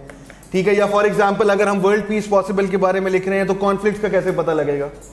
उसके लिए एक सिंपल सा तरीका है और वो है आपकी करंट अफेयर्स की तैयारी। If you are strong in current affairs, if you are well read in current affairs, अगर आपको इंटरनेशनल इश्यूज पता है सारे, अगर आपकी इकोनॉमी के ऊपर और पाकिस्तान के डोमेस्टिक इश्यूज के ऊपर ग्रास्प है, ठीक है, पाकिस्तान के डोमेस्टिक इश्यूज के ऊपर ग्रास्प है, पाकिस्तान की फॉरेन पॉलिसी का पता है और दुनिया में जितने बड़े बड़े इंटरनेशनल कॉन्फ्लिक्ट चल रहे हैं उनका पता है, तो आपके पास क्यों डेटा नहीं होगा? क्यों नहीं होगा? लेकिन अगर आपको यह भी नहीं पता कि पाकिस्तान की इकोनॉमी क्या होती है, अगर आपको यह भी नहीं पता कि हमारा इकोनॉमिक ग्रोथ रेट क्या है, अगर आपको यह भी नहीं पता कि एक्सपोर्ट्स और इंपोर्ट्स का क्या फर्क है, फिर आपके लिए प्रॉब्लम है। ठीक है, अगर आपको यह नहीं पता कि पाकिस्तान यूएसए के रिलेशंस किन डायनामिक्स के ऊपर चल रहे हैं, फिर प्रॉब्लम है। अगर आपको यह नहीं पता कि अफगानिस्तान की क्या सूरत हाल चल रही है, फिर वाकई प्रॉब्लम, क्योंकि अनकॉन्शियसली सबकॉन्शियसली ये चीजें इस्तेमाल होनी है, ये इस्तेमाल होनी है। क्या पता आपको डायरेक्टली पूछ लिया जाए पाकिस्तान रोल इन अफगानिस्तान के ऊपर, आपसे पूछ लिया जाए पाकिस्तान फॉरेन पॉलिसी के ऊपर। आप पाकिस्तान की फॉरेन पॉलिसी के ऊपर तभी लिख सकेंगे ना जब आपको पता होगा कि हमारे रिलेशनल डायनामिक्स कैसे हैं बाकी मुल्कों के साथ, तभी लिख पाओगे ना। अब इस दफा ऐसे के अंदर 2020 में आईएमएफ के बेल आउट पैकेज के ऊपर था, टूरिज्म के ऊपर था, डिजिटलाइजेशन इन पाकिस्तान के ऊपर था, एजुकेशन के ऊपर था, विमेन के ऊपर था। मुझे बताओ कौन सा ऐसा टॉपिक है जो करंट अफेयर्स के साथ रिलेटेड नहीं है? ठीक है, अल्टीमेटली एक या दो टॉपिक्स होंगे जो कि लिटरेरी होंगे, बाकी जितने टॉपिक्स हैं वहां पे आपकी करंट अफेयर्स की नॉलेज काम आनी है। अगर करंट अफेयर्स की नॉलेज काम नहीं आएगी तो आर्ग्यूमेंट कैसे बिल्डअप करोगे? अब ये जितने हमने वर्ल्ड पीस के अंदर आर्ग्यूमेंट्स यूज किए थे, ये सारे कहां से मुझे पता लग रहे हैं? क्योंकि मैं एक रीड कर रहा हूं, मैं कुछ पढ़ रहा हूं, मैं वर्ल्ड पॉलिटिक्स को एनालाइज कर रहा हूं, मुझे वहां से अंडरस्टैंडिंग आ रही है, मुझे वहां से समझ आ रही है। तो करंट अफेयर्स बहुत बहुत ज्यादा जरूरी हैं जब हम बात करते हैं ऐसे की। और इसके पैरेलल जेंडर स्टडीज, ठीक है। एक नॉर्मली क्या होता है, एक परसेप्शन है कि हर दफा एक ऐसे आपको मिलेगा ऑन विमेन, डिफरेंट एस्पेक्ट्स के ऊपर, ठीक है। एक दफा था कि women universities as agents of change, women universities as agents of change, या फेमिनिज्म के ऊपर मिल जाएगा, या मी टू मूवमेंट के ऊपर मिल जाएगा, या कुछ भी जो आपके डायनामिक्स चल रहे हैं। रेप केसेस हैं पाकिस्तान के अंदर, डोमेस्टिक वायलेंस है, कितनी चीजें हैं दुनिया के अंदर है। ये सारी चीजें आप कहां से कवर करते हो? ये सारी चीजें आपकी बहुत अच्छी तरह कवर होती हैं when you are very well equipped in gender studies. Controversial तो आपकी मर्जी, आप बनाएं या ना बनाएं।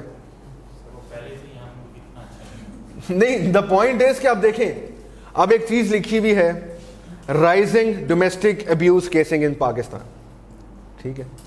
अब अगर एक डेटा पब्लिश हो रहा है, एक रिपोर्ट के अंदर लिखा आ रहा है कि जी पाकिस्तान के अंदर डोमेस्टिक अब्यूज के केसेस हैं, आप उसको रिफ्यूट कर सकते हो कि नहीं है?